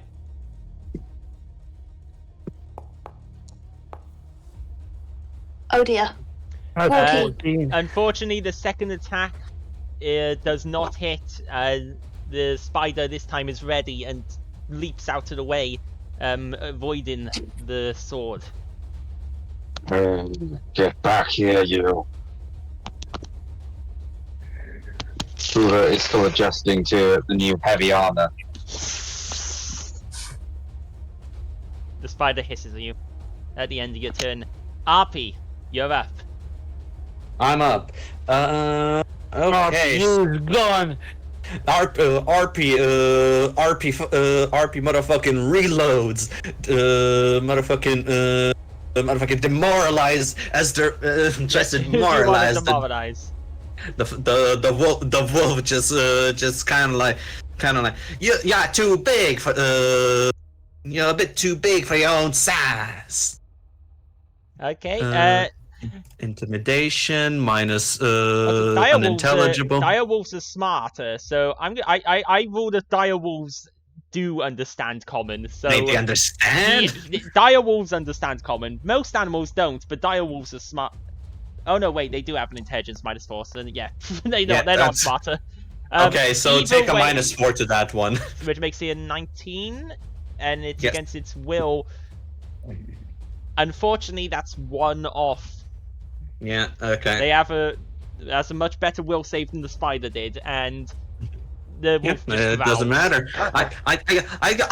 I got plenty of these. I do this every single time I fucking reload. You know you can reload without doing the demoralize if you choose to. You can just normal reload. But I don't what's think the point? That's true. Why would you do that? The Racketeer's reload is always really good. I am literally just a guy that insults anybody every time they reload. Yeah. And there's other stuff that I could potentially do, but there's really no real fucking reason for me to do that. So So are you moving off of Gore's back? no, I'm not. Your token moved. Oh, it did. Yeah. I'm There you go. still there. I moved it back. You No, you have 2 actions. Yeah. I have 2 actions. I'm gonna just I'm just gonna fucking shoot them. Yeah. You bam, shoot him. Shoot him. 21. A 21 will hit. Okay. Go ahead and roll damage. Take 6 damage, the most damage that I can do. Unless you get a critical hit, in which case you do like a lot of damage. You do 2d8 damage if you critically hit. So. Well, and then finally I'm gonna demoralize it again. Can you demoralize the same creature twice? Oh no wait no. The target's temporarily immune. You attempt to demoralize. It's immune to demoralizing for the moment. Okay. What's the distance between me and You the could try dog? to create a diversion though. Creating a diversion really only is like It's to become hidden. for hiding. Yeah, I thought it would like help other people, but no, it really doesn't. Yeah, you become hidden to each creature. This lasts until the end of your turn, until you didn't accept step. If you strike a creature, the creature remains off guard against the attack, and then become observed. like fucking try to become hidden. Like I just climb behind Gore's back. So yeah, what would you like to you reload your last action? I'll just reload as my last action. Okay. Next up, it's the wolves that have just entered. One of them moves up. Oh, and I will also say to Gore, please don't let him grab me. 35 speed, so let's see how far you can make it. So, one of the wolves moves up once, twice, and bites at Gore. It runs up and it leaps up and tries to bite at Gore's arm. Does a 15 hit you? I'm pretty sure that doesn't. Gore. Go. I would assume a 15. No, I'm base 20 Yeah. plus 1 is 20, so 21. Yeah. So the attack of this wolf it tries to leap up and bite you, and you just easily back away. Bad dog. Yeah, bad dog. The dire wolf's turn, and it has Matilda in its mouth, and it begins very violently shaking her and it worries her in its mouth. Violently shaking her. Matilda, I need you to make me a fortitude save. Okay. Hang on. Matilda keeps making squeaks of distress. Okay. That is a critical. That's a critical success, which is very lucky for you because that means that you don't take any damage. As it starts shaking you and then just throws you out of its mouth onto the ground. A fool! So you're no longer grabbed. You sort of fall to the ground and fall to like your feet as it drops you, and instead, it turns its attention on Dave and strikes at Dave and tries to bite Dave for punching him. Pardon? Did the shield come out with me, or?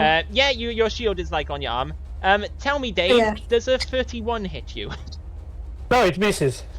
I actually believe a 31 is a critical hit against you because your AC is 20.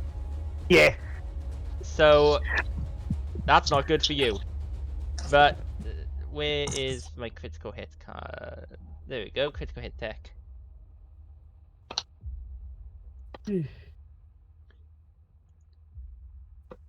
So you are going to take. You take 22 damage.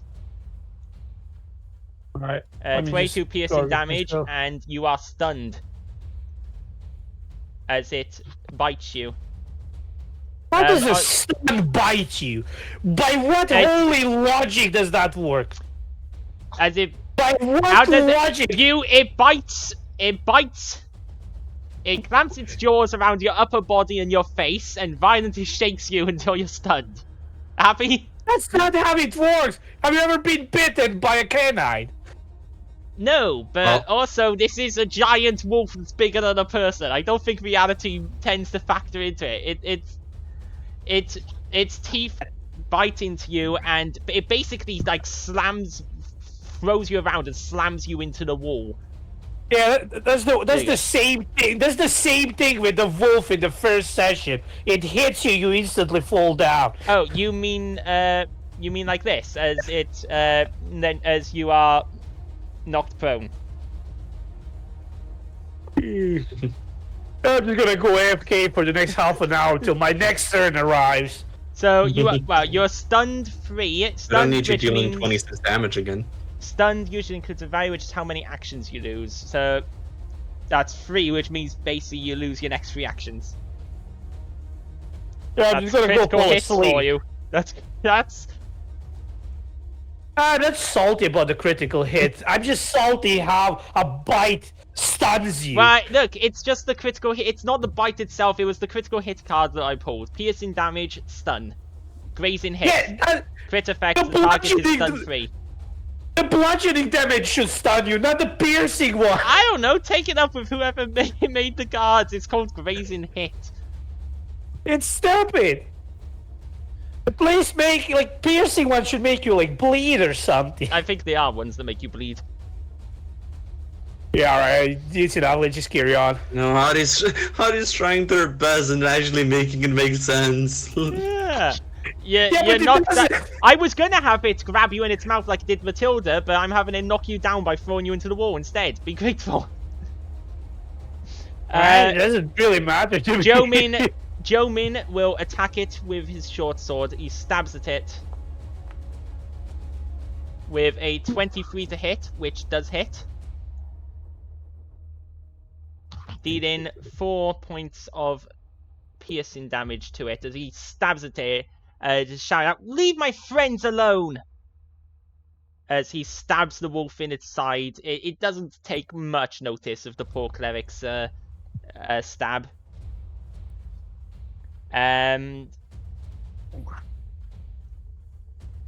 He'd probably maybe use a heal right now. Who needs to? You're not actually that badly hurt, so he'll save the heal for if it's a more desperate situation. He'll make a.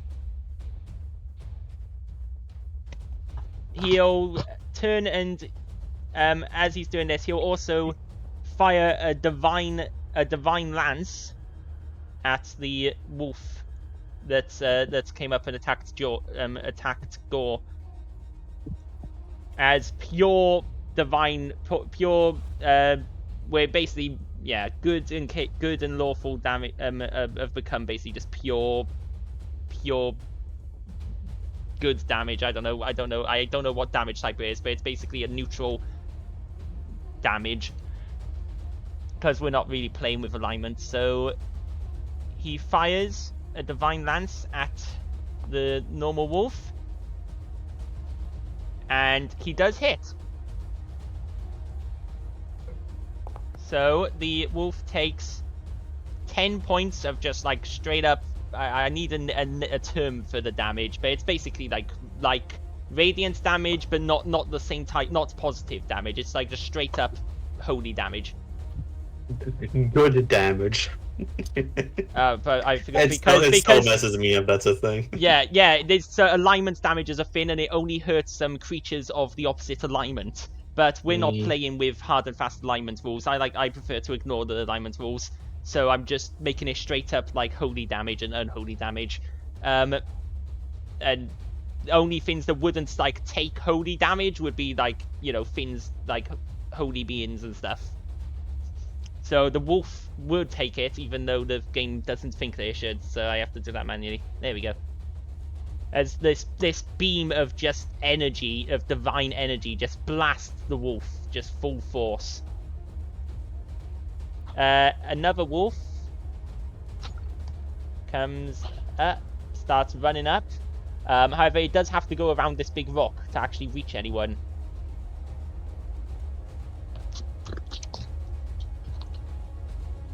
But it does get around and flanks Gore and makes a strike at Gore.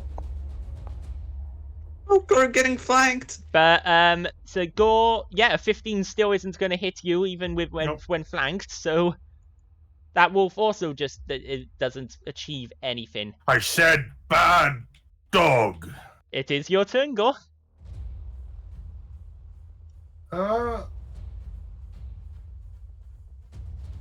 The wolves are now flanking you, one on either side. Though one of them has been heavily blasted. Which one's been heavily blasted? The first one, the one down there that attacked you.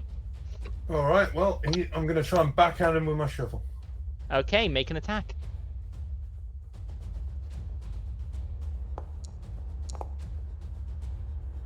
That will hit. 17 hits.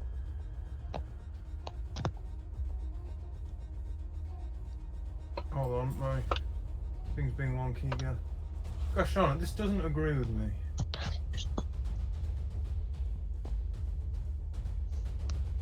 Oh, there we go.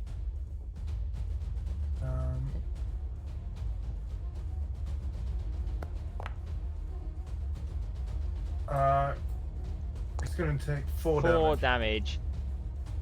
As you whack it in the face of the shovel, and it's like.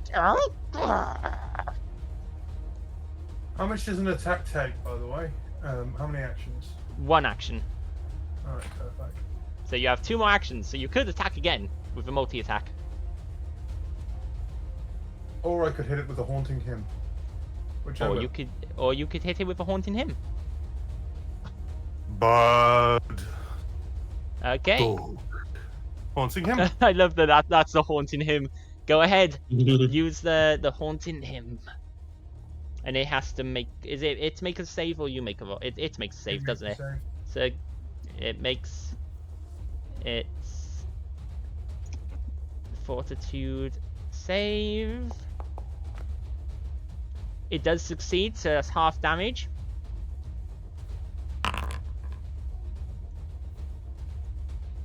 So it takes 2 points of damage, as it's just like, it seems a bit confused.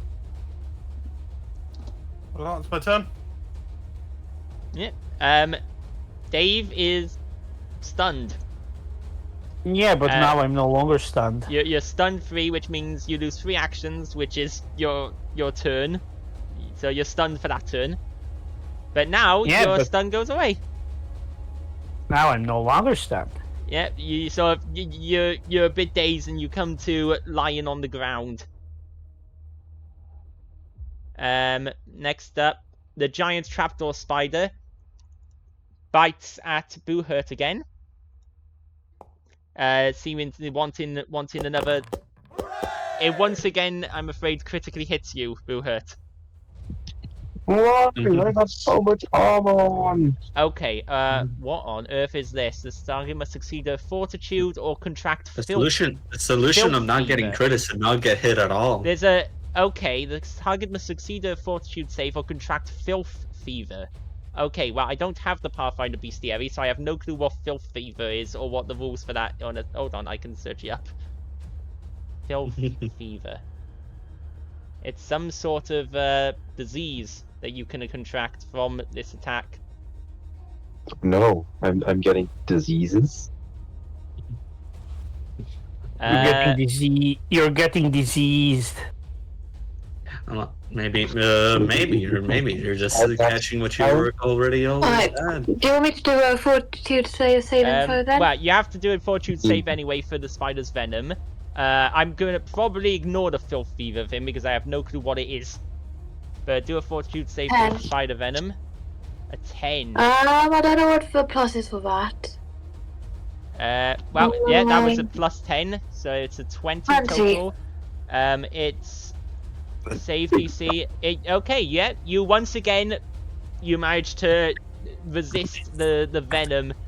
The spider doesn't seem happy that you resisted its venom. However, you do take 20 points of piercing damage from the bite. Boohert's immune system is too strong for eating rocks. Yeah, your immune system is just way too strong. Oh, that's what filth fever is. Yeah, It's mostly common from rats. Yeah, it's quite an easy one.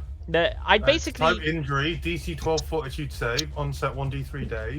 Frequency once a day. well, it doesn't say what the DC for the fortitude save is on this. 12. But It says it on my. I'm on Archives of Netherson. I've got a DC 14 save on the Archives of Net. I had to search up the rat swarm to actually find filth fever by itself. I just searched up filth fever. I tried that and I couldn't find it by itself. If you just send me the No, link. wait. I think that's first edition. That's why. Oh, that might be. Maybe that might be it. It seems a DC 14 one, but either way, I'd let you have the same fortitude save for both things, so you succeed. You're fine. The spider seems annoyed at that, but it sees a tasty treat who's just landed on the ground next to it and decides to bite at her. And guess what? It rolled. Critical hit. Nope, a natural one. It's critically failed. So it technically counts as an unarmed attack. Okay, this is gonna be she's fun. falling on the floor. How is it critically? Well, she isn't quite lying down, but the trapdoor spider jumps at Matilda, around at the same time as the wolf is throwing around Dave. After it's dropped Dave, as the wolf is swinging its head around to its next victim, the wolf's body strikes the trapdoor spider as it jumps at Matilda, throwing it onto the ground, and its head bonks against the ground, and it is actually, it's fallen unconscious for one turn. The trapdoor spider has fallen unconscious for one turn. I am now convinced the Pathfinder is just a circus. Wait, okay, so the critical hit and critical fumble deck is the circus. You fall unconscious until you wake up. I imagine this is optional. I imagine this is optional rules. The critical hit and fumble decks are optional, but I love them, so we play with them. They're funny. But they are funny. It's waste. It doesn't have any more turn, and it's unconscious.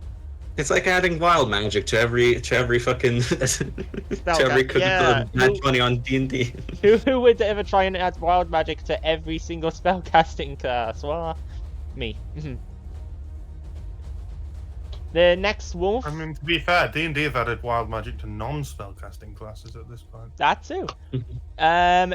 This wolf runs up around the side, and it's gonna target the closest person who it can actually kind of get to. Actually, yeah, will it target Dave or Boohurt? Tough choice. It's gonna target Boohurt. It comes up behind Boohurt. Because the spider's unconscious, it doesn't provide flanking. So, also that had to use free movement. So a wolf comes up behind you, Boohurt, barking madly. Matilda, it's your turn. Matilda uses the dance lance, whatever it's called. The dancer's spear. The dancer's lance. And she tries to strike at the direwolf with it. Go ahead and make an attack.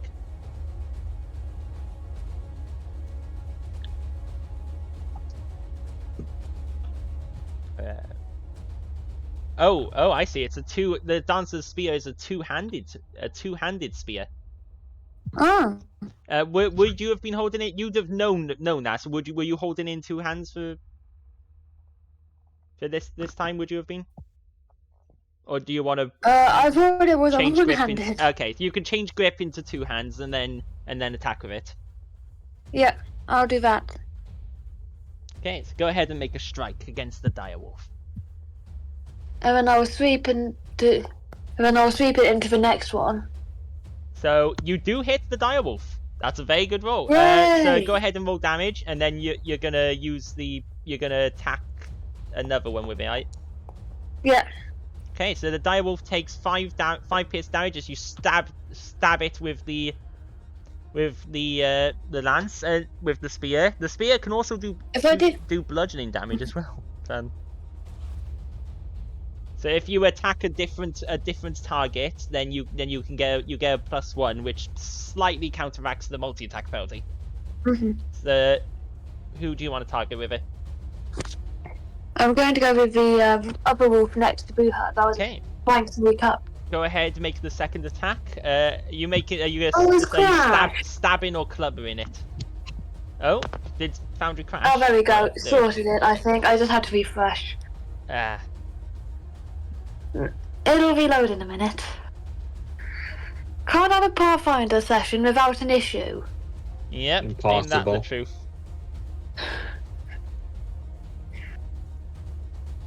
Well, when the screen actually loads, I'm going to probably try and strike at that one.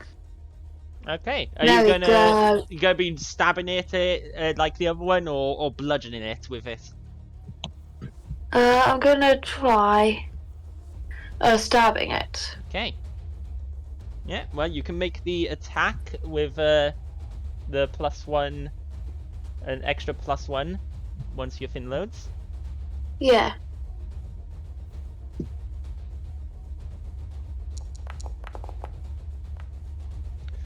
A 10. Oh, it would be the +3 one, not the +8.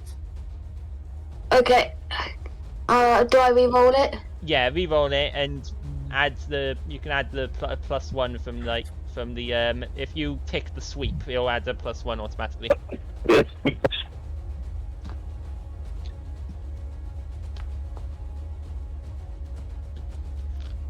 Not much better, unfortunately. However, that does avoid being a critical fail at least. So. Was it gonna be a critical fail? Well, it would have been no, it wouldn't have ended up being a critical fail unless you rolled a 1 with your pluses. But you don't manage to hit the other wolf, and instead you just toss up some snow from the ground. Mhm. And that is your Boohurt, turn. look out! Boohurt, it's your turn. You have an unconscious spider in front of you and a non-unconscious wolf behind you. Matilda's wheels turn around. Boohurt's gonna kill the spider. Okay, make an attack against the spider. It's flat-footed. It's well, yeah, it's off guard Yes. because it's got minus to its AC. You're probably gonna hit it. With Erasmus Vengeance. Yes. If you somehow miss, that would be surprising. 21. Yep, that was almost a critical hit, in fact, but not quite. So go ahead and roll damage. Yep. I will say, stabbing it will wake it up. Yes, but hopefully this should kill it. Hopefully, roll damage. So I'm that's fine 15, to roll damage. There we go. 15 slash damage. You slash your sword down and you cut the unconscious spider in half, I believe. Yep, because it's on 0 health. For some reason it can't. It won't let it be dead because it was sleeping. There we go. Now it's dead. You will sleep forever. Turn around, Boo-Hurt! You There's a literally wolf behind you! You just split it in half. You've got 2 actions left. Boo-Hurt then spins around on the spider. The spider? The wolf. Okay, About his go ahead head. and make the second attack. Will that be with multi-attack penalty? Yep. Yes.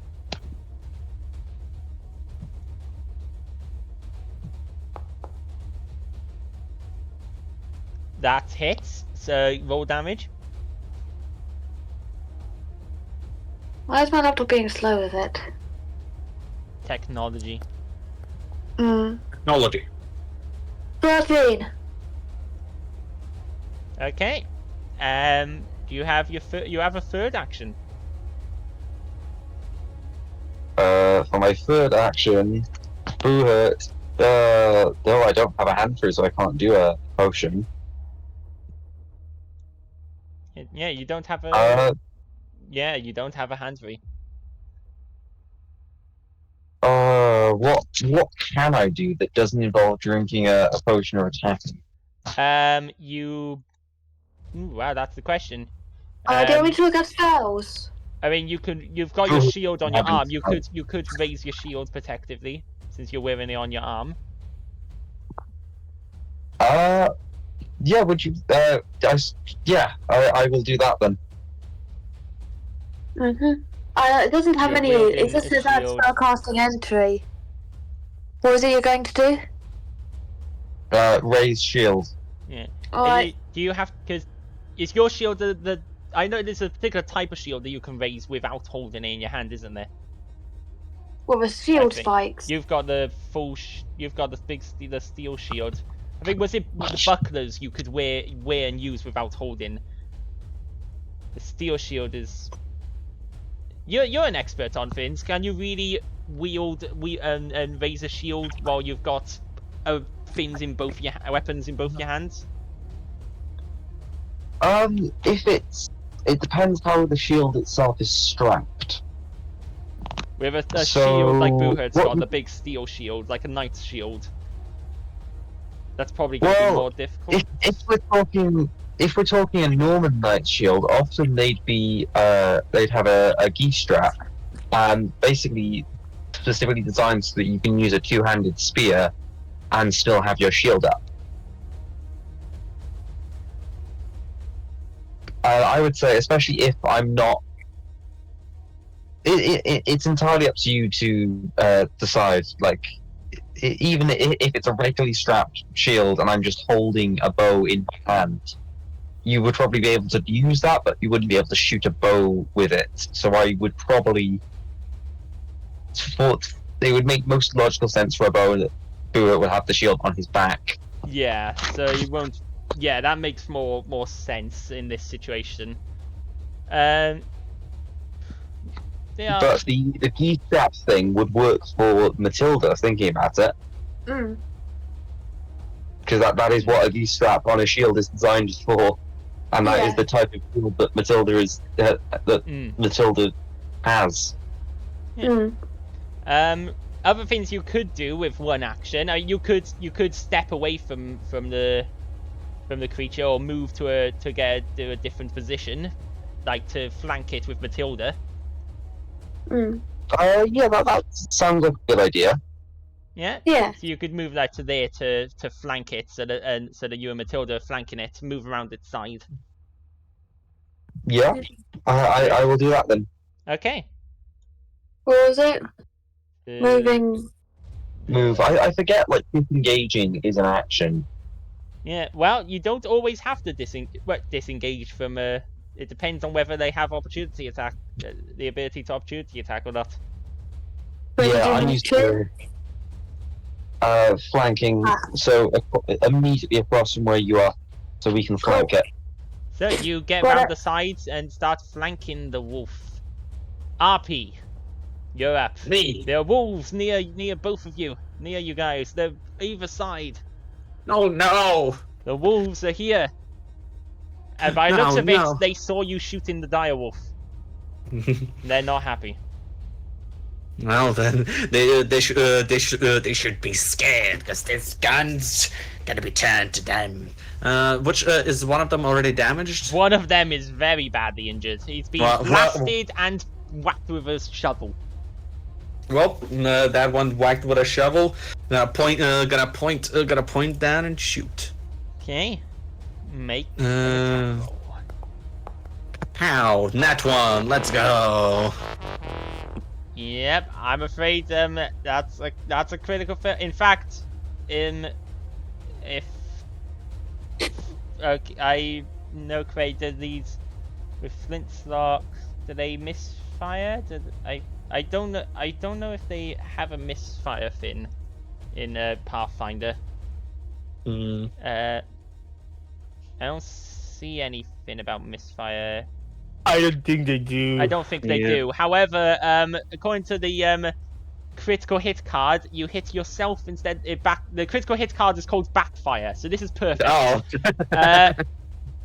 As you lower it down, what you haven't quite realised is that the barrel has, in this heavy snow, the barrel has gone a little clogged up in snow, with snow blocking the barrel, and as you fire, the snow blasts out, but the gun sort of backfires, and you are struck instead. So roll normal damage and deal it to yourself. No. As you Max instead damage. Let's go. hit yourself for 5 damage. Wait, why do I why is it why do I know why is now 1d4 plus 1 piercing? Why was it because I singular probably expertise. Oh, I think that's you because- had an extra because- plus from the bardic thing, from the inspire. from the inspire, okay. 5 damage to me. I Well, love that adds to damage. Nice. I Probably guess just na- as well you weren't inspired this round. Well then I'm RP is just gonna just gonna reload and just gonna demoralize the one that is not damaged. It's kind of like it's just gotta reload maliciously while looking at them. Okay. Make the roll. Make the Yeah, demoralize roll. Yeah. Unintelligible. There we go. It's probably not gonna work because they just saw me fucking Nope. shoot myself. Oh no, yeah, that doesn't work. The wolf just like. Brrr, brrr. Okay, and then finally, as I reload, I'm gonna fucking strike that wolf again. You gonna What's strike up? it Attack, again? pie penalty, weapon mount. Well, what else can I do? Yep. Go ahead. Yeah. The same one you shot at before, or the one you tried to demoralize.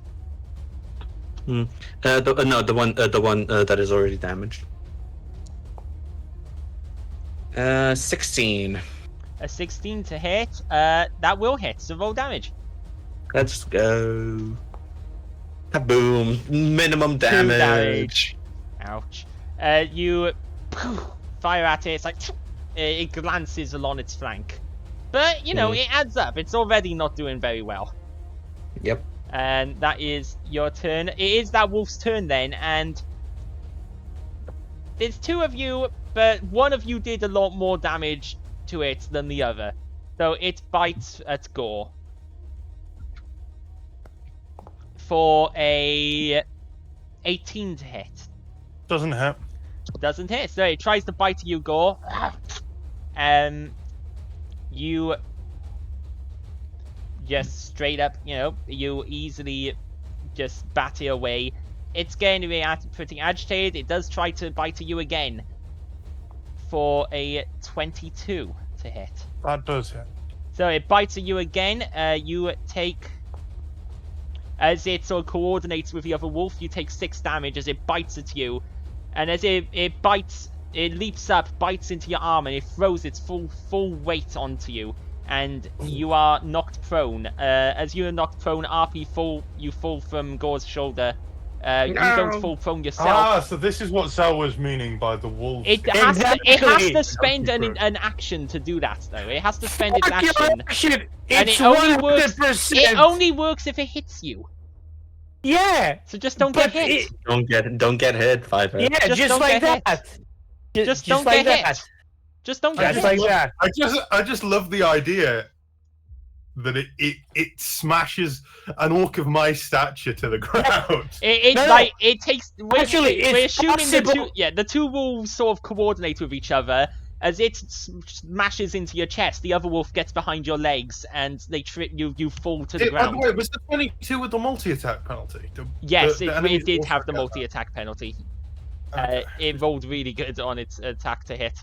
Oh, by the way, Bobby, it has no size limit.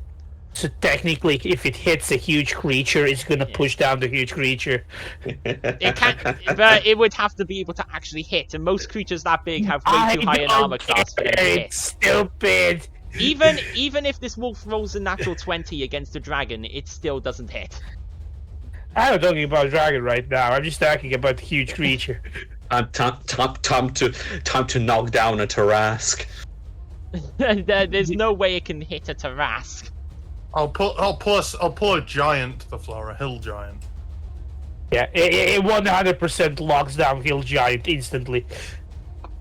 There's probably some rules on knockdown and size. Honestly, I can see how a wolf could knock down a giant. I have read the ability. There are no rules. I can see how a wolf would knock down someone of my size. It could like pull you down. Yeah. You know, it's quite strong. It wouldn't necessarily push you over. It'd pull you over. That makes sense to me. Knockdown is more of is like a trip attack. Yeah, it really doesn't have a size limit.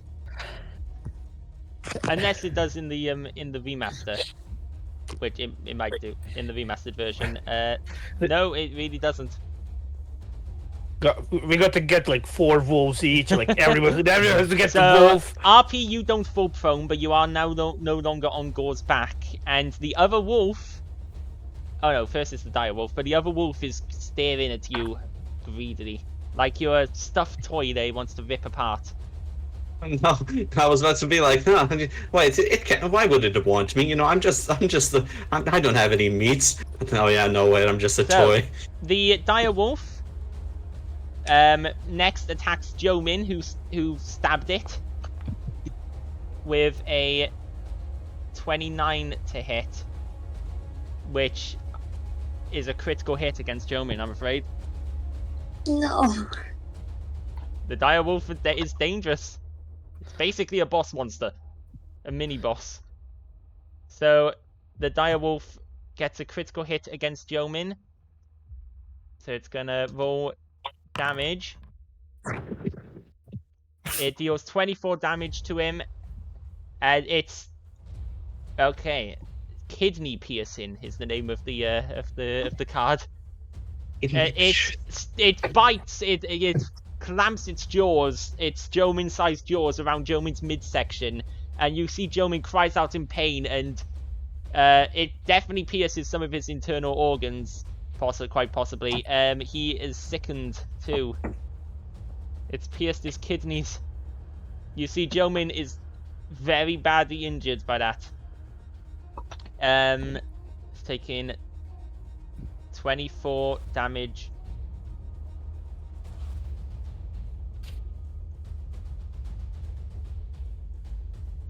And the wolf then, as it bites Jomin, it picks him up in its jaws, and it shakes him very, very violently, and he's gonna have to make the fortitude save.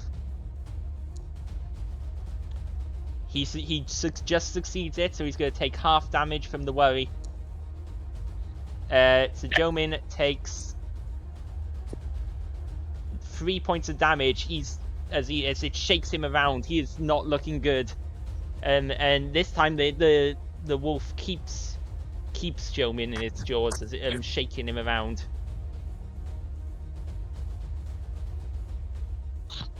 That is the dire wolf's turn, and it is Jomin's turn, and he cries out, "Ah, help! Help!" As he is grabbed by it.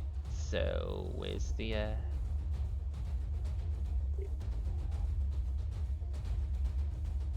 and he's going. Oh, how does he get out of this one?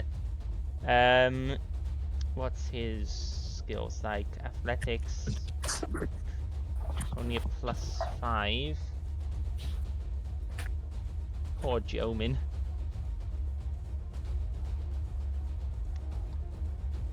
So, as Jomin is being just shaken around violently by this creature, he, you can see his holy symbol glows and he just desperately heals himself from inside the creature's mouth. Or yeah, technically you can, if it's a range, you can cast a range. Can you cast a range spell on yourself? That's the question. Yeah, technically yes. Technically yes, I think you can. I mean, I've done it all the time in D&D. I imagine it works the same. So he uses the range variant. Although there must be a reason. There'd be a reason why there's a touch variant, and I guess because of the amount of actions it takes if you want to use less actions to do it. So Jomin heals himself for 23 health. As you see, his bleeding slows down, but he is still being held in the creature's mouth, and he will just attempt to get out of its mouth the best he can with a athletics check. But unfortunately for him, he is just unable to escape from this creature's mouth, and he is stuck. Jomin needs help. Meanwhile, this wolf next to Arpy sees a delightful toy on the ground for it to rip apart, and it bites at you, Arpy.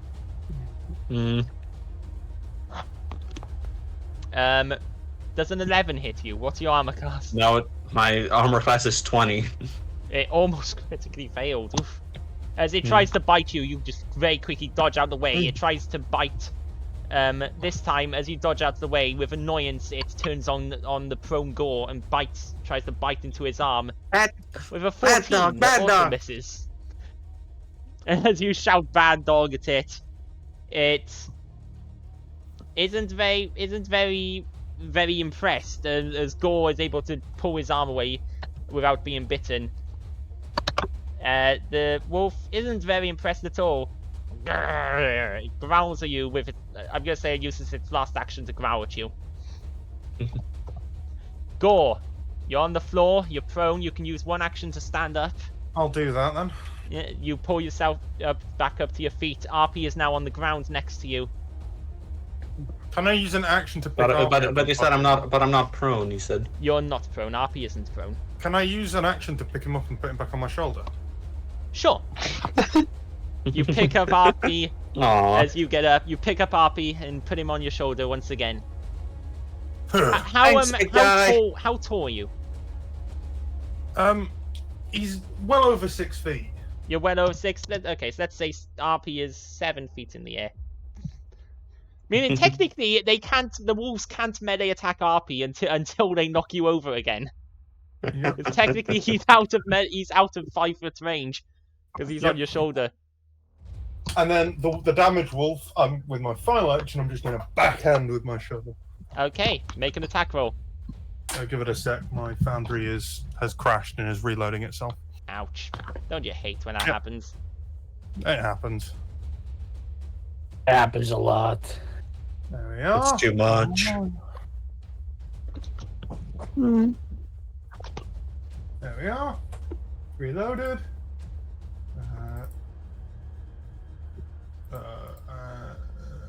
Strike. Didn't realize the direwolf would be such a formidable enemy. It ain't really 11 formidable. 11 to hit. I mean, it's been dealing it. It almost took out Jomin in one hit. Oh, Well, Johnny in still two alive. hits, in 2 hits, technically. Jomin didn't have much health left, but he healed himself almost everything back with one spell. 11 does not hit, I'm afraid. Yep, I guessed it wouldn't. Yeah. And that's your turn. Dave, Yep. Jomin Yeah, is in the wolf's mouth ahead of you. You're on the ground. Yeah, You let me hear the stand slight up. whispering from the Vin. Feeding time. Yep. I will kill it. Yeah, we're gonna do 1-2. So you stand up, you strike.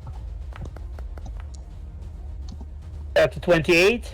A 28, that hits. Roll damage. Assume. Is it potentially a critical? Nope. I mean, the Matilda is giving him a prone from behind. Like. Oh, Matilda. Oh yeah, technically is flanking him. So specifically and only because of that flank, that is a critical. Yeah, So- I know my math well. But wait, do you even know what its AC is? I don't know. Wait, it didn't. I roll don't know. It didn't roll the critical. It rolled normal damage. Yeah, it rolls and then it times it by 2. See?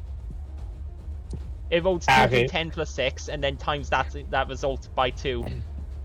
That's 24. So it takes 24 damage, and the critical hit deck. That's bludgeoning damage, right? Yep. So you bring your fist down straight into one of its legs, and you hear a crunching sound as you crack one of its knees. Yes, it you does see make sense. the bone itself. This is literally called cracked knee. The bone itself is, you can see, pokes out, and it has now got a penalty to its speed and is clumsy too, until it is healed. Oh, it's time for Engi to finish the job. Okay, roll Engi's attack. I don't think it's a program thing because it's hard to program because he's got his own special thing. That's a 20 hit. That hits. Roll Engi's damage. What As- was Jengi's damage? 2d8 plus 4, I think. Yeah, I think it was. As RP and Gore, you see this for the first time because I don't think you've seen Engi in action before. 13. You Who's see, Engi? you Engi is see my ring. this little like green, this little like copper ring that Dave wears. It doesn't look like anything special, but as he after punching the wolf in the leg, he points his fist out, and tendrils stretch out from the ring, and these tendrils all wrap around the wolf, and they strike it, and they tighten, and you see the wolf panics. It has no clue what's happening, and its barks turn to whines, and then you just hear a snapping sound as its neck twists at an unnatural angle.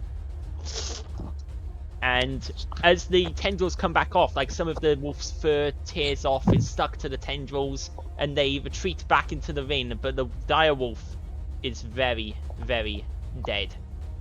You see, Engi is a ring, and it probably has a Cthulhu inside. The tendrils retreat back in, and you can see like it's small parts of like its flesh are gone, where the tendrils Oh wrap boy, around it. Gore. I don't think we should really mess with that.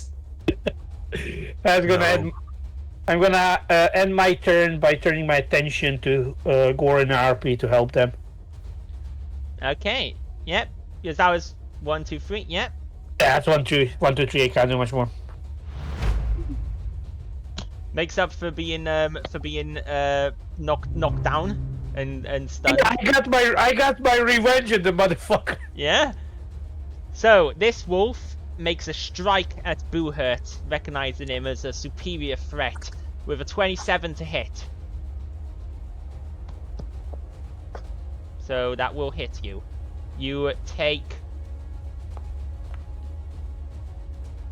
5 points of piercing damage, and you are knocked prone as it jumps at it basically jumps at your face. It bites into your shoulder and drives you to the ground. And so Buhurt takes 5 piercing damage. Right.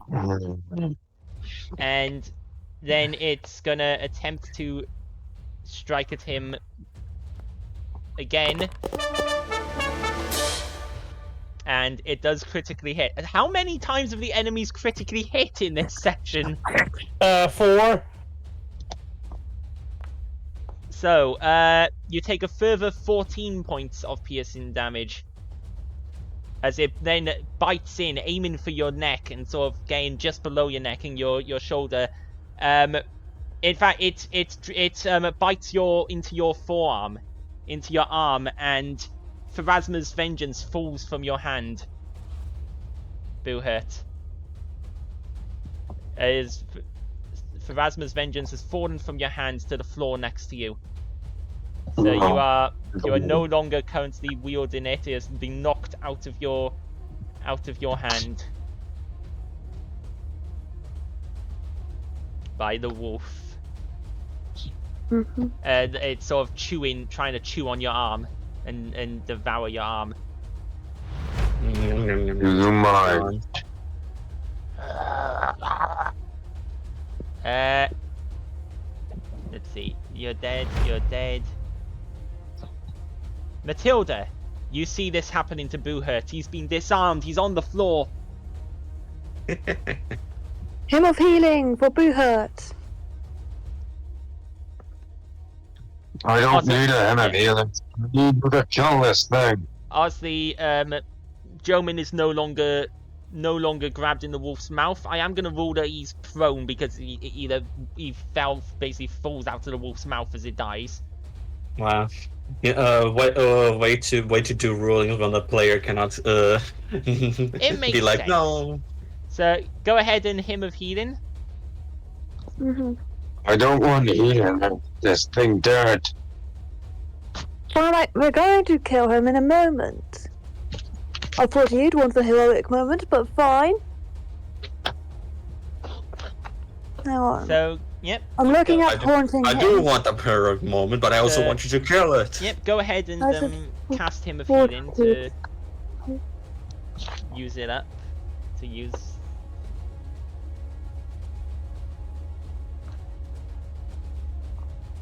Hang on, I'm gonna cast fear on the wolf. Oh, so you're not gonna cast him? You're not gonna Hymn of Healing? Not at the moment, no. Okay, so you want to Buhurt cast doesn't Fear on want the it. wolf. Buhurt doesn't. Yeah, Buhurt doesn't get it. I'll do fear for the wolf. Okay, so go ahead and cast Fear. He's got to make a will save.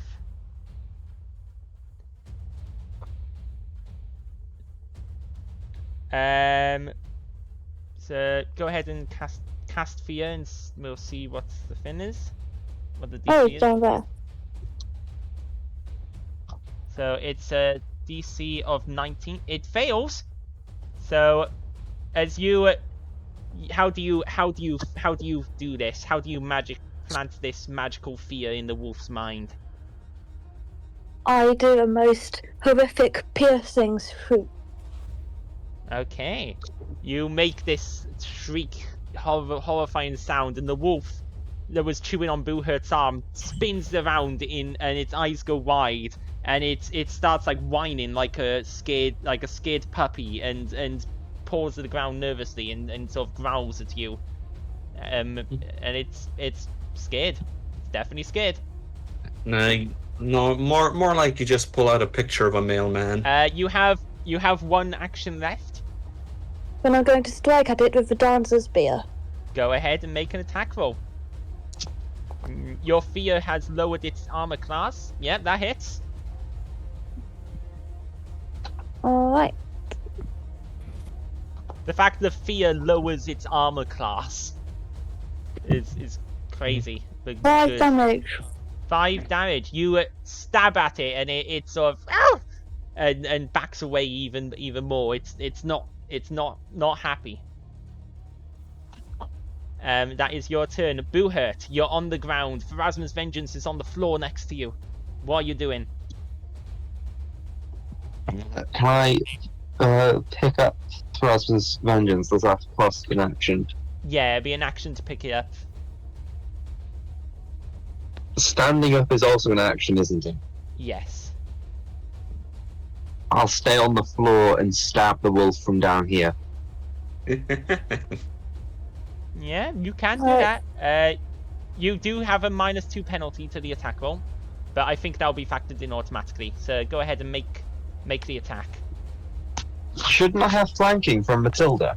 Oh yeah, which will lower its AC, but so here's the thing. So Matilda's fear has lowered its AC, but because you guys are flanking it, if prone creatures give flanking? It doesn't say prone creatures can't give flanking. Yeah, I didn't read up like certain. And even like then, with the attack circumstances is can't really stack. 25.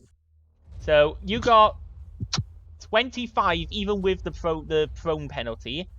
Oh no, it isn't invisible. It's technically off guard if it's being flanked, which means that its AC has gone down by 4 from 15 to 11. So a 25 is a critical hit. Excellent. How do you 22 damage? It's got 9 health. How do you want to kill it? You kill this thing. So Boohurt on the floor grabs Pharasma's Vengeance, and with a desperate cry from the floor, plunges the blade into the wolf's heart. You just plunge it up. It's like it lets out the weakest of whimpers and just dies. And with Boohurt's final action, Boohurt gets up and sort of gets the corpse off him. Yeah. You're able to stand up and push the body to the side. RP, you're up. Me. Okay. So. So I guess I fucking reload it. I am going to try to demoralize the fucking wolf. That's the fucking damaged one, which I wasn't able to, which wasn't fucking demoralized last time. Yeah. Fucking intimidation, unintelligible roll. Fucking beat at 13. Yep, that fails, I'm afraid. The DC was 15. Yeah. The wolf doesn't really understand you enough to be scared. Yeah, I know. It doesn't You matter. gotta learn how to speak wolf. Yeah. Gotta You have to multi-class into druid. It's just I'm just gonna motherfucking shoot it. Yeah, with a 17 to hit, you hit. So roll damage. Damaged wolf, take 2 damage. God damn it! Oh no, not half. I didn't want half. I mean, there we go. There's 2. Yep, you shoot it, and once again, your bullet just grazes it. As it definitely wants to knock you off of Gore's back again, though. And finally, I'll just fucking reload as my last action. I'm just really thinking, is this all that Gunslinger is? No, Gunslinger has more cool stuff as you level up, like ricochet. I just either shoot, reload, shoot, and then next turn reload, shoot, reload. Well, there are also better guns you can get. What, do you think RP's gonna be able to wield any other gun? To RP currently for him. Currently the flintlock is currently like a sniper rifle. Well, if you can get better guns with capacity tailored to his size, and there are some cool abilities the gunslinger can get later. The power really is if you manage to critically hit, you do so much more damage. Yeah, I haven't been able to do that sadly. You do like basically 2d8 times 2 plus 1d8 damage if you critically hit. You do massive damage. That's what firearms do. They have massive damage if they ever crit. Hmm. The wolf. Well then, go ahead. The wolf will attempt to attack Gore because Gore is the only one out of the two of you that it can attack. A 14 does not hit you, does it, Gore?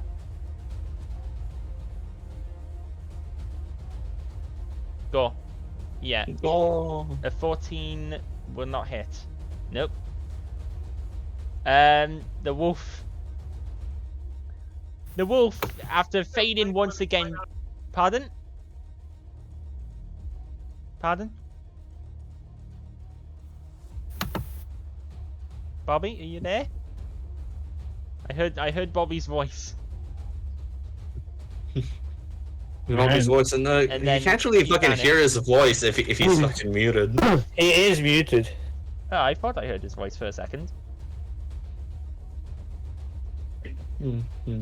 But it doesn't hit. So the wolf tries to bite at Gore, and it just fails once again as he bats it away. It takes a look at sort of everything around, and it just bolts. Smart doggy. It Why are you sprints out. bolting? Come back! The wolf. I need- That wolf runs away. Kill them all. But a single undead must live. Wait, It darts away. aren't these normal wolves? Well, without proper Or are they not? inspection, you won't know if these are cursed wolves or just wolves answering the call of another wolf. You're not gonna know without inspection. It is Jomin's turn, and Jomin first gets up off the ground. Wolves don't answer the call of random other wolves. If they're members of the same pack, then maybe. But then, if one of them's cursed, maybe all of them are. Exactly. Jomin steps forwards and stabs at the wolf. That is the other wolf that's by Gore and RP, stabbing at it with his sword.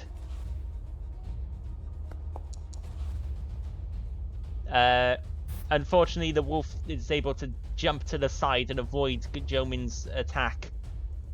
The wolf isn't really happy with Jomin attacking him, but he's also not happy with RP staying up on Gore's back. But he's gonna attack Jomin for a 22 to hit, which does, I'm afraid, hit. It bites him. However, it doesn't have pack tactics anymore, so it only does 4 damage to him, not 5.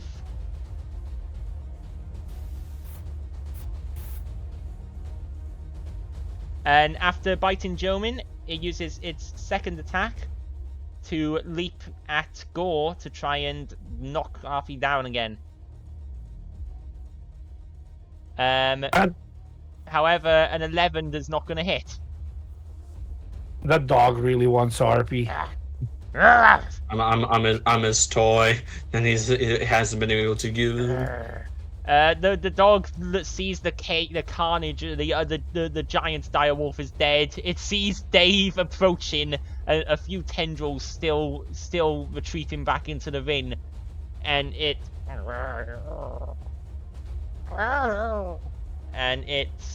also similarly starts running away.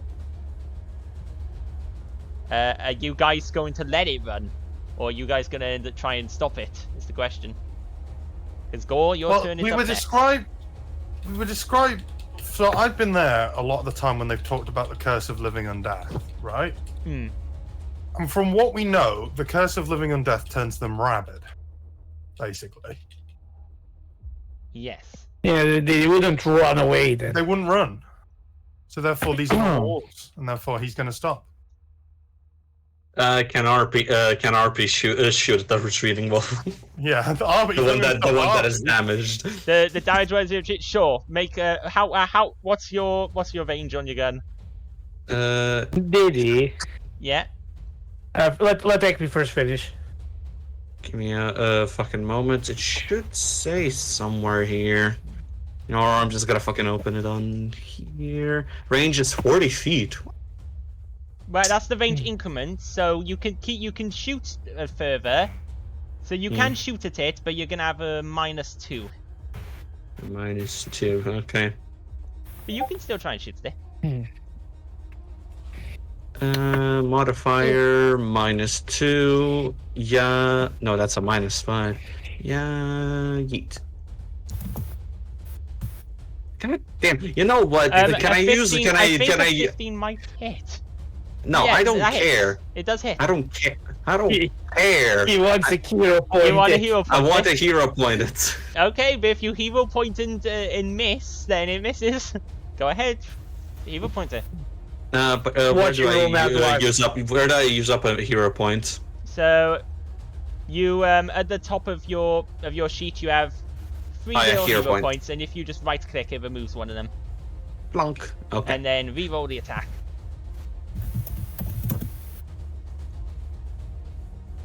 What you roll even Wow. worse. God damn it! No, It's the the same. exact Well, same. it hits. So roll damage. Go ahead and roll damage. God damn it! There you go. It's 5 damage. So, as the two wolves flee, RP levels his gun and fires off a shot, and you see the one wolf just collapses to the ground. There we go. Got him. So the other wolf sprints off in a random direction. Wait. Go back, random wolf. Go back, random wolf. Mm. I'm gonna use my impeccable quads to go and grab myself a wolf path. Or at least try. I wanna chase the wolf and grab it. You want to And I chase have- the wolf and try and grab it. I have 40 feet of movement. Yeah, you can just go Okay. really fast enough. Make me a athletics check to Athletics? try and grapple the wolf. We're gonna Alright, end, let's hope. well, the initiative will definitely end there. By the way, Stopped here then, did he? Once this is done. Yeah, we'll stop Yeah, once we're we've pretty much resolved, stopping once here. we've resolved Dave's attempt to grab the wolf. 23. Boo-Hurt has a bow. Can Boo-Hurt just shoot the wolf? No, I want it Well, alive. does Boo-Hurt want to shoot the wolf as Dave chases after it? Go on, shoot Dave. Are you going to? Are you going to try and shoot the wolf? I'm gonna punch it. Dave's gonna watch. Well, Boo-Hurt's gonna watch this happen. Okay, so as the wolf is running, Dave runs up behind it and tackles it to the ground. It barks and growls, and as Well, you see, grabbing it, it tries to bite you. I have this. And you specifically said it works against dogs. +1 bonus to nature checks. Increases to +2 when you command an animal of the specific type. You Yeah. specifically said this one is for the wolves. Yes, that is a wolf pendant. Can I You try wanna try and calm the wolf. Yeah. Well, Fucking tackles him down. First, you are. I don't think an 11 hits you, so it. No. Yeah, so as it tries to bite you, how you gonna try and calm the wolf? How do you calm I down? would say it's harder to tame an animal through violence than through niceness. It's not gonna be easy. Well, I don't want to damage him or hit him or anything. I just wanna be like, I'm gonna take out, like, show him the. Actually, I don't think I need to show the pendant. It just gives me straight up plus to it. I will try to basically the same way you would try to, like, the same way you would try to train a dog. It's just a bigger dog. Currently, you're basically forcefully holding it in place. You gotta try and calm it. How are you gonna calm it down? I'm just basically gonna. I'm gonna let it be.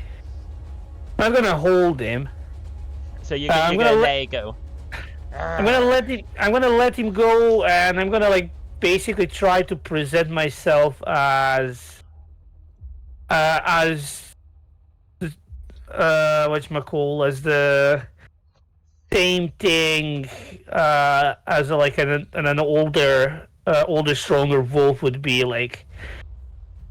Basically, I want him to accept me as his leader of his pack. Okay. I'm gonna act as a dog, just a bigger one. Make me a nature check, and I'm assuming your rage is sort of gonna end around here. It still has enough rounds. Yeah, technically we're leaving rounds.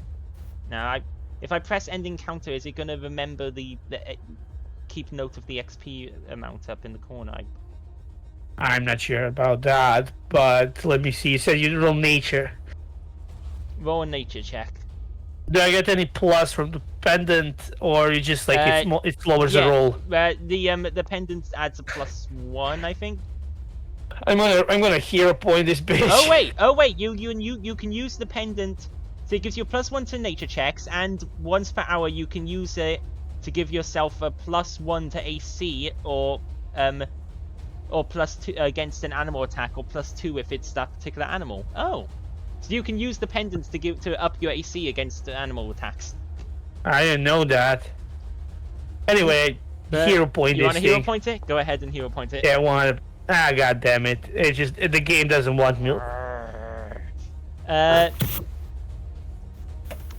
It backs up and turns to run off. Make me a perception check. I can do that. Maybe not. It's an 18 only. No, 18 will be enough. You notice as it runs off, there's nestled in its fur, there's like a thin metal collar that has. You definitely see there's some glowing runes on it. The wolf, it backs up and it sort of turns its head aside and just runs off. It has a rune. It has a collar. Alright, I'm gonna stop. I'm gonna stop that. I'm gonna get back to the others. So let's finish the thing. It's really late. So, with that, at the end of combat, we will end the session there for today. So I hope everybody enjoyed. Yep. And thank you to those who watched. Thank you to everybody for coming on, and we will see you all next time. So until then, goodbye. Goodbye. Bye. See you guys. Bye bye.